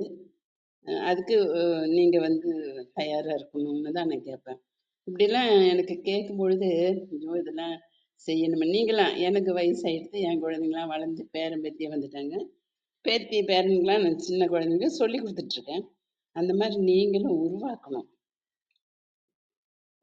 பெரிய உத்தியோகத்துக்கு போகணும்னு மட்டும் நினைக்காதீங்க. அவங்க சிறந்து விளங்கணும். எந்த துறையில் இருந்தாலும் சிறந்து விளங்கணும். அவங்க என்ன பிரியப்படுறாங்க, என்னவா ஆசைப்படுறாங்க அப்படிங்கிறத முதல்ல நீங்கள் தெரிஞ்சுக்கிட்டு அந்தந்த இடத்துக்கெல்லாம் கூட்டிகிட்டு போய் அவங்கள ஊக்குவிக்கணும். ஐயா பாருங்க, எங்கே போனாங்க அவங்க அப்பா என்ன அந்த உணர்தல், அந்த சின்ன வயசுல சீக்கிரம் போகணும், தேவாலயத்துக்கு சீக்கிரமா போகணும், நேரம் கழிச்சு போகக்கூடாதுன்னு எப்படி ஓடு ஓடு அப்படின்லாம் சொல்லுவாங்கன்னு சொன்னாங்க பாருங்க. அப்படி உருவாக்கியிருக்காங்க. அப்படி உருவாக்குனது அங்க போனது அவருக்கு ஒரு அந்த இறைவன் பார்த்து அவருக்கு ஒரு இடத்த கொடுத்துட்டாங்க பாருங்க. இதுதாங்க உண்மை. அவங்க அனுபவிச்சதை சொன்னேன். அதே மாதிரி நம்ம குழந்தைங்களுக்கு புரிய வைக்கணும். நம்ம அவங்க எதிரில் இதுவாக நடந்துக்கணும். ஃபோன் பேசக்கூடாது, தயவு செஞ்சு அதை தான் நான் கேட்டுக்கிறேன். குழந்தைங்க அதில் ரொம்ப அடிக்ட் ஆயிட்டாங்க. நம்மளும் அப்படிதான். இதை நான் ஒவ்வொரு இதுவும் பேசும்போது சொல்லுவேன். அதனால் குழந்தைங்க எதிரில் ஃபோன் பேசாதீங்க, அவங்களையும் பார்க்க வைக்காதீங்க. இந்த மாதிரி சிறப்பு பேச்செல்லாம் கேட்க வைங்க. அந்த சிறப்பான இடத்துக்கெல்லாம் குழந்தைங்களை கூட்டிகிட்டு போங்க. இதெல்லாம் நீங்கள் செய்யணும் அப்படின்னு நான் ரொம்ப தாழ்மையோடு கேட்டுக்கிறேன். இதுதான் என்னுடைய ஆசையும். இந்த தளத்தில் நான் வாழ்த்துல மகரிஷி அவங்க தான் எனக்குள்ள இருந்து வாழ்த்துறாங்கன்னு சொல்லியிருக்கிறேன். அப்போ பாருங்க, அந்த இடத்த கொடுத்தது யாரு? எனக்கு அந்த இடத்த கொடுத்தது என்னுடைய சின்ன வயசு அனுபவத்தில் எங்கள் அம்மா பாட்டி ஊருக்கு கூட்டிகிட்டு போவாங்க. அங்கே எங்கள் பாட்டியோட மாமியார், அவங்க எவ்வளோ வயசாயிருக்கும் பாருங்க. அவங்க என்ன செய்வாங்க, காலையில எழுந்து குளிச்சுட்டு விளக்கேத்தி சாமி கும்பிடுவாங்க. அந்த சாமி கும்பிட்டுட்டு வெளியில வந்து கருட பகவான பார்ப்பாங்க மேல. நம்ம கும்பாபிஷேகம்லாம் போனோம்னா கருடம் வந்து பறக்கும் இல்லைங்களா? அந்த சாமிய பார்ப்பாங்க. அந்த சாமி வந்தா தான் அத பார்த்து கும்பிட்டுட்டு வந்து சாப்பிடுவாங்க. அதெல்லாம் நான் நேர்ல பார்த்துருக்கேன். அப்ப அது வந்து என் மனசுல பதிஞ்சிட்டது. இல்ல ஒரு உதாரணத்துக்கு சொல்றேன். அ பதிஞ்சு அந்த எனக்கு ஒரு அ சாமி கும்பிடுற வயசுன்னா என்ன ஒரு 5 வயசு, 6 வயசுலயே வந்துரும். அப்ப நான் வந்து எங்க அம்மா, அப்பாலாம் சொல்லிக் குடுக்கல எனக்கு.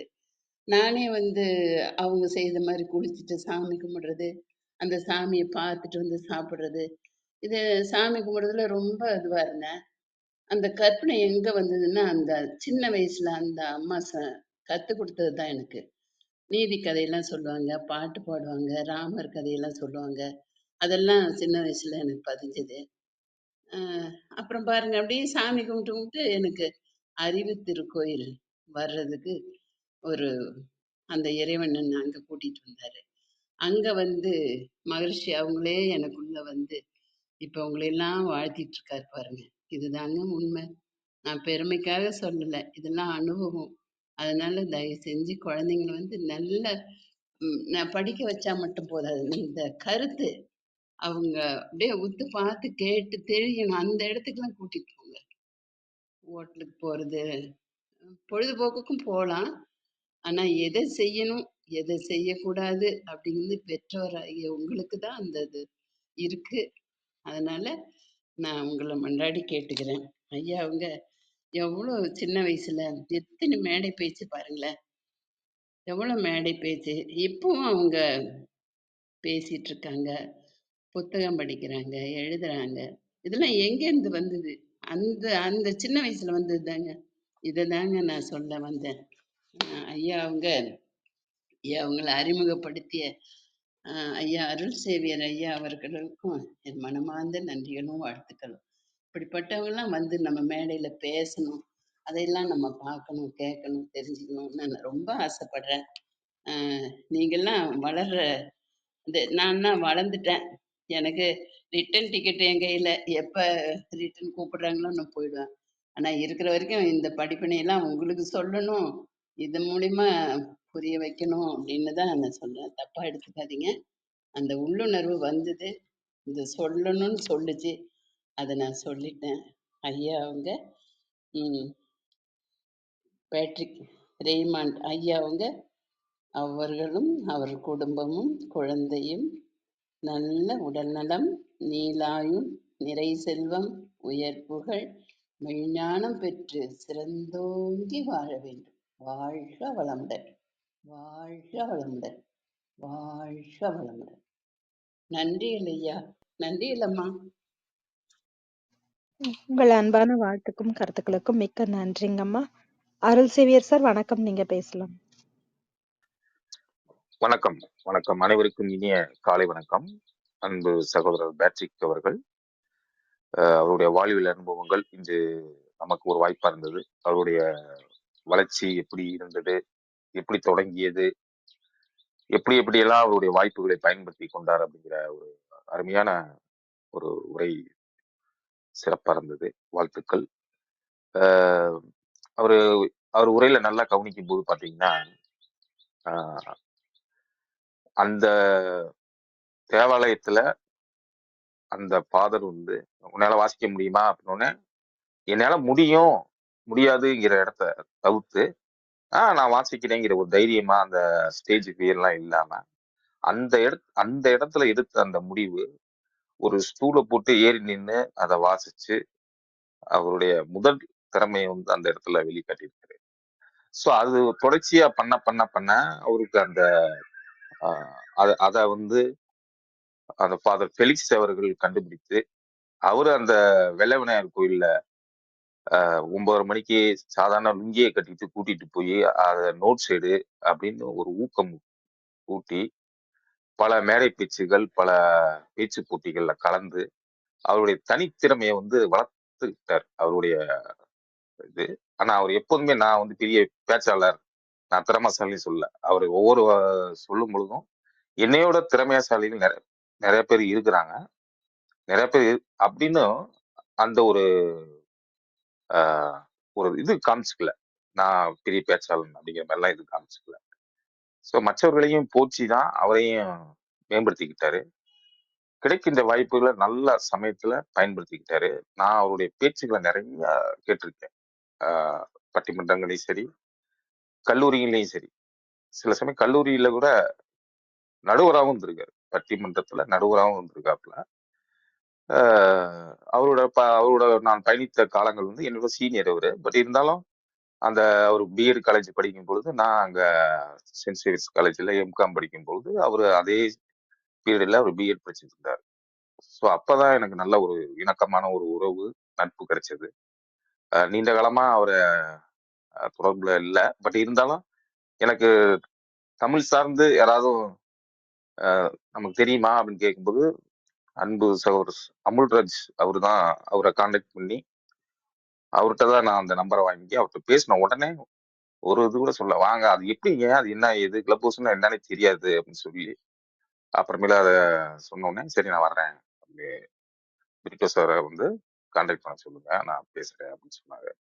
ஸோ அந்த அழைப்பை ஏற்று இன்று அவர் சிறப்பு விருந்தினராக வந்து கிட்டத்தட்ட ஒரு 50 நிமிடங்கள் அவருடைய வாழ்வியல் அனுபவங்கள் அருமையா வந்து உரையாற்றினார். அவருக்கு மனமார்ந்த நன்றிகள், வாழ்த்துக்கள். நன்றி நன்றி, வாய்ப்புக்கு நன்றி.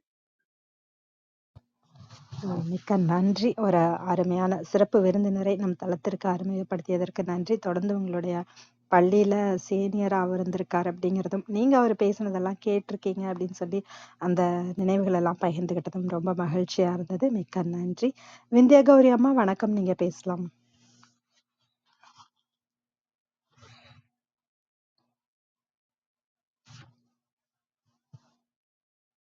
விந்தியா கௌரி அம்மா.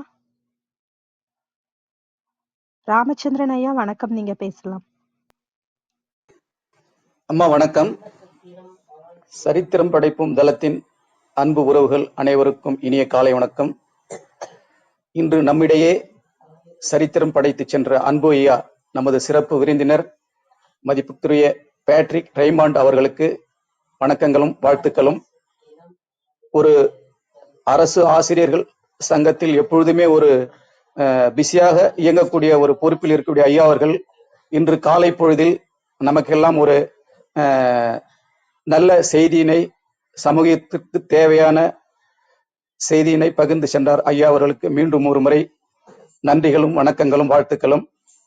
ஐயா அவர்களுடைய ஆரம்பகால வாழ்க்கையை பற்றி, அவருடைய தகப்பனார் காலையில் அவர் சிறு வயதாக இருக்கும் பொழுது காலையில் 6 மணிக்கெல்லாம் தேவாலயத்திற்கு செல்ல வேண்டும் என்று வற்புறுத்தி ஐயாவை அந்த தேவாலயத்திற்குள் அனுப்புவார்.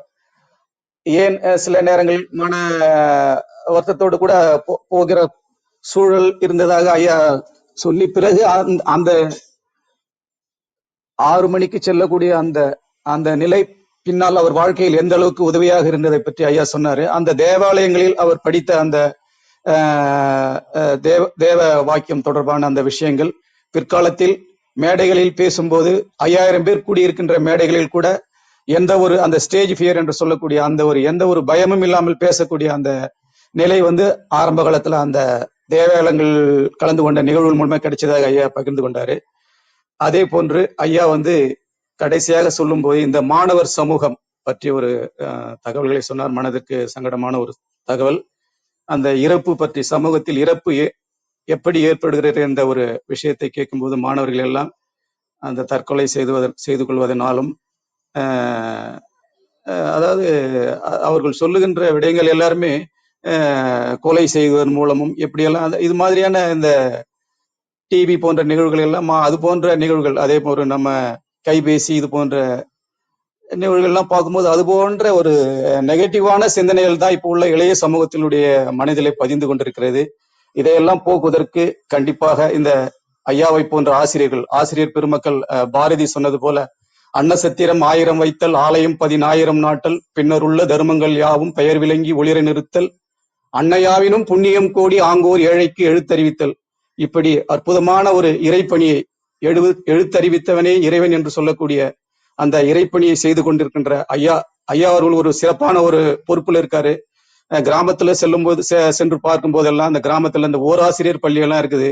அந்த பள்ளிக்கூடங்கள்ல சில நேரங்கள்ல ஆசிரியர்கள் கூட இல்லாத சூழ்நிலைகள்லாம் நிலவுது. ஐயா கூட சொன்னார், ஒரு ஒரு ஒரு ஏழை மாணவர் அவருடைய மனதில் இருந்த அந்த மருத்துவர் கனவை நிறைவேற்றி இன்று பெரிய ஒரு மருத்துவராக இருக்கிறார் என்ற போன்ற செய்திகள்லாம் ஐயா சொன்னாரு. ஐயா ஒரு பொறுப்பான ஒரு பதவியில இருக்கீங்க. இது போன்ற கிராமப்புற பள்ளியில் உள்ள மாணவர்களுக்கெல்லாம் தொடர்ந்து அந்த கல்வி கிடைக்க ஐயா அரசின் மூலமாக நல்ல உதவிகளை செய்ய வேண்டுமாய் இந்த நேரத்தில் ஒரு வேண்டுகோளை விடுத்து ஒரு பாடலோடு நிறைவு செய்கிறேன்.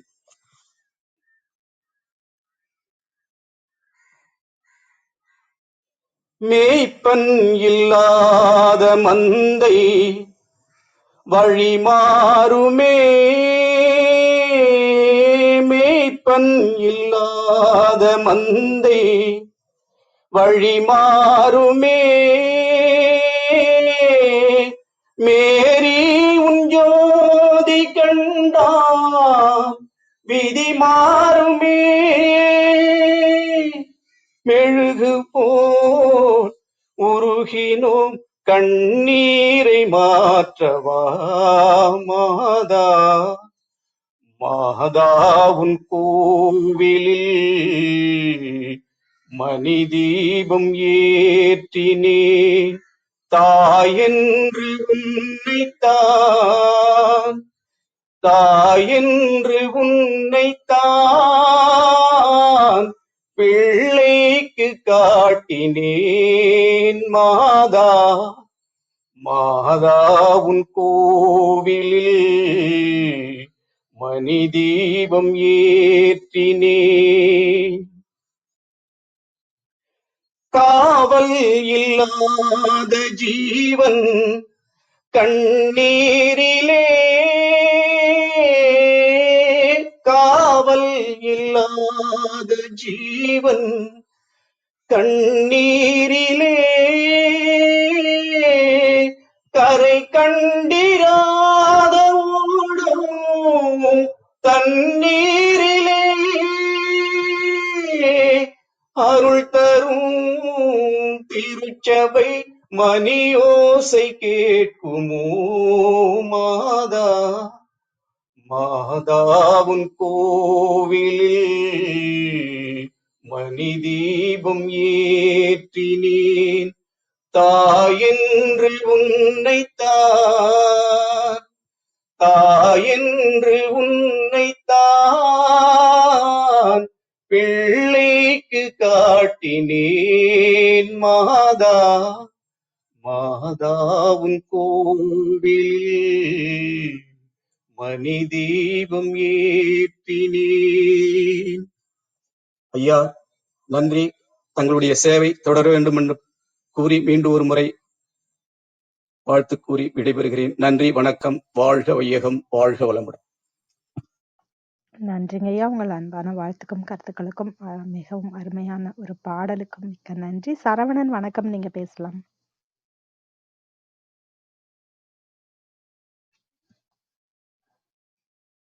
சரவணன். அனைவருக்கும் இனிய காலை வணக்கம்.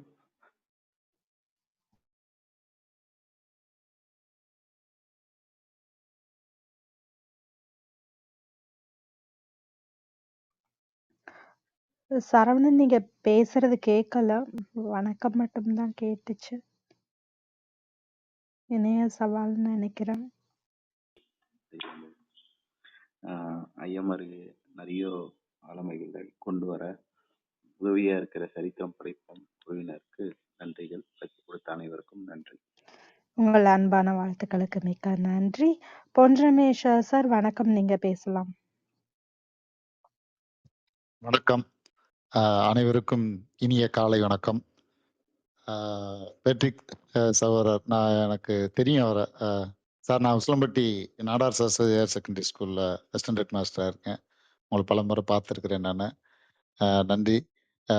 உங்களுடைய பயணம் மிகவும் அருமையாக இருந்தது. அதாவது ஒரு புத்தகம் வாசித்தது போன்ற ஒரு பயோகிராஃபி படித்த மாதிரியான ஒரு நிலை இருக்கு. உண்மையிலே ரொம்ப அருமை.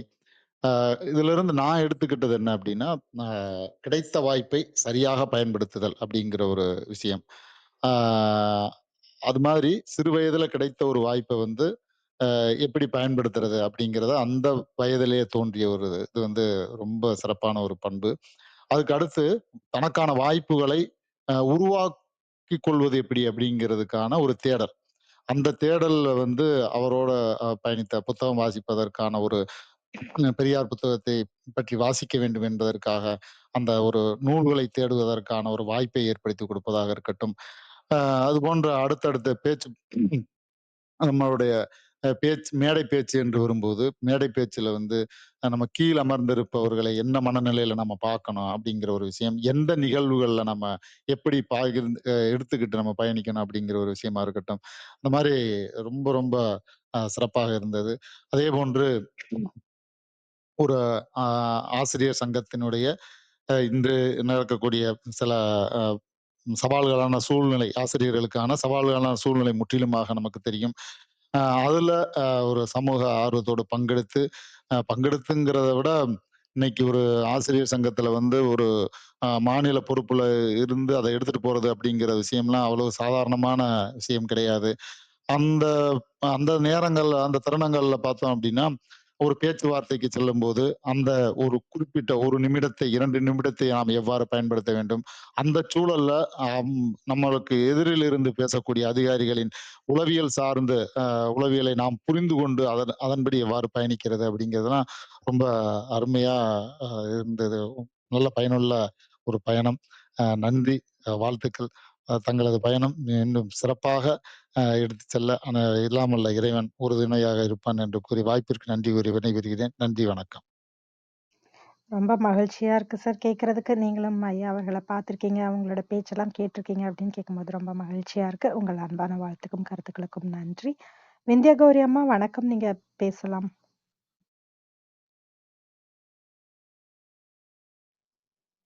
அனைவருக்கும் வணக்கம். சிறப்புரையாளரோட சிறப்பான பேச்சு அருமையாக இருந்தது. பட்டிமன்றத்தில் பேசுறது எளிதான காரியம். அதற்கு பல நூல் அறிவு வேணும், சமயோசித புத்தி வேணும். கேட்கிறவங்க என்ன மனநிலை இருக்காங்க, அது கிராமத்துக்காரங்களா இல்லை அறிவானவங்களா இல்லை குழந்தைகளா, எல்லாமே அறிந்து அதற்கேற்ப அந்த சமயத்தில் பேசணும். எதிர்த்தரப்பினர் என்ன பேசுனாங்க, அதற்கு நாம் சரியான பதிலை எப்படி கொடுக்கறது, அதற்கு அந்த சமயத்தில் ஏதாவது ஒரு நல்ல நிகழ்வை உடனே சொல்லணும். அதுக்கப்புறம் செய்திகளும் தெரிஞ்சிருக்கணும், உலக அனுபவம் இருக்கணும், மற்றவங்களோட வாழ்க்கையை பார்த்தும் தெரிஞ்சிருக்கணும். அப்போ தான் மேடையிலேயே உட்கார முடியும். ஐயா சிறந்த பட்டிமன்ற பேச்சாளர், நடுவராகவும் இருந்திருக்காங்க. சமூகத்துக்கு தொண்டு செய்கிறதுக்கு ஒரு துணிச்சல் வேணும். பெரியாரில் சமூகத்துக்கு தொண்டு செய்தவர் தான்.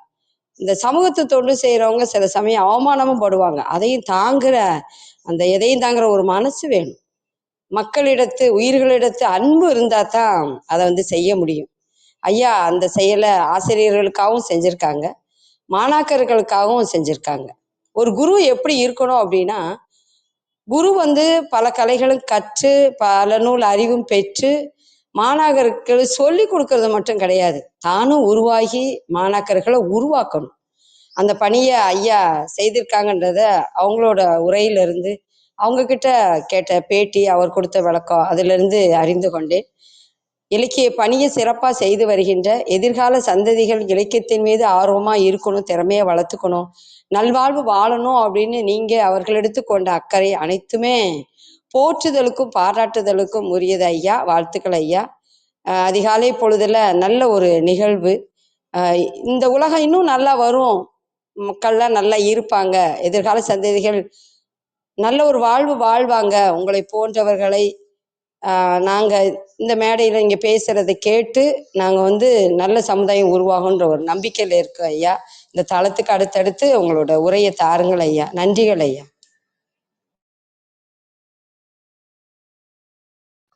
உங்கள் அன்பான வாழ்த்துக்கும் கருத்துக்களுக்கும் மிக்க நன்றிங்கம்மா. வேறு யாருக்காவது கருத்துக்கள் இருந்தால் பகிரலாம்.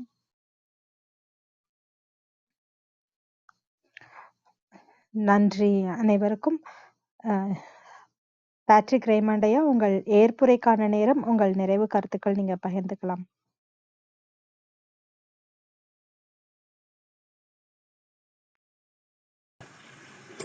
அனைவருக்கும் மீண்டும் ஒரு காலை வணக்கம்.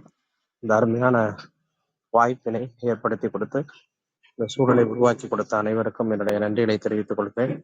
உங்களோடு கருத்துக்களை பகிர்ந்து கொள்வதற்கும் உங்களுடைய அனுபவங்களை பெற்றுக்கொள்வதற்கும் ஒரு நல்ல வாய்ப்பு வழங்கிய அருமை அறிமுகப்படுத்திய அருமை நண்பர் சேவியர் அவர்களுக்கும் ஆரோக்கிய பிரிட்டோ அவர்களுக்கும் நன்றி.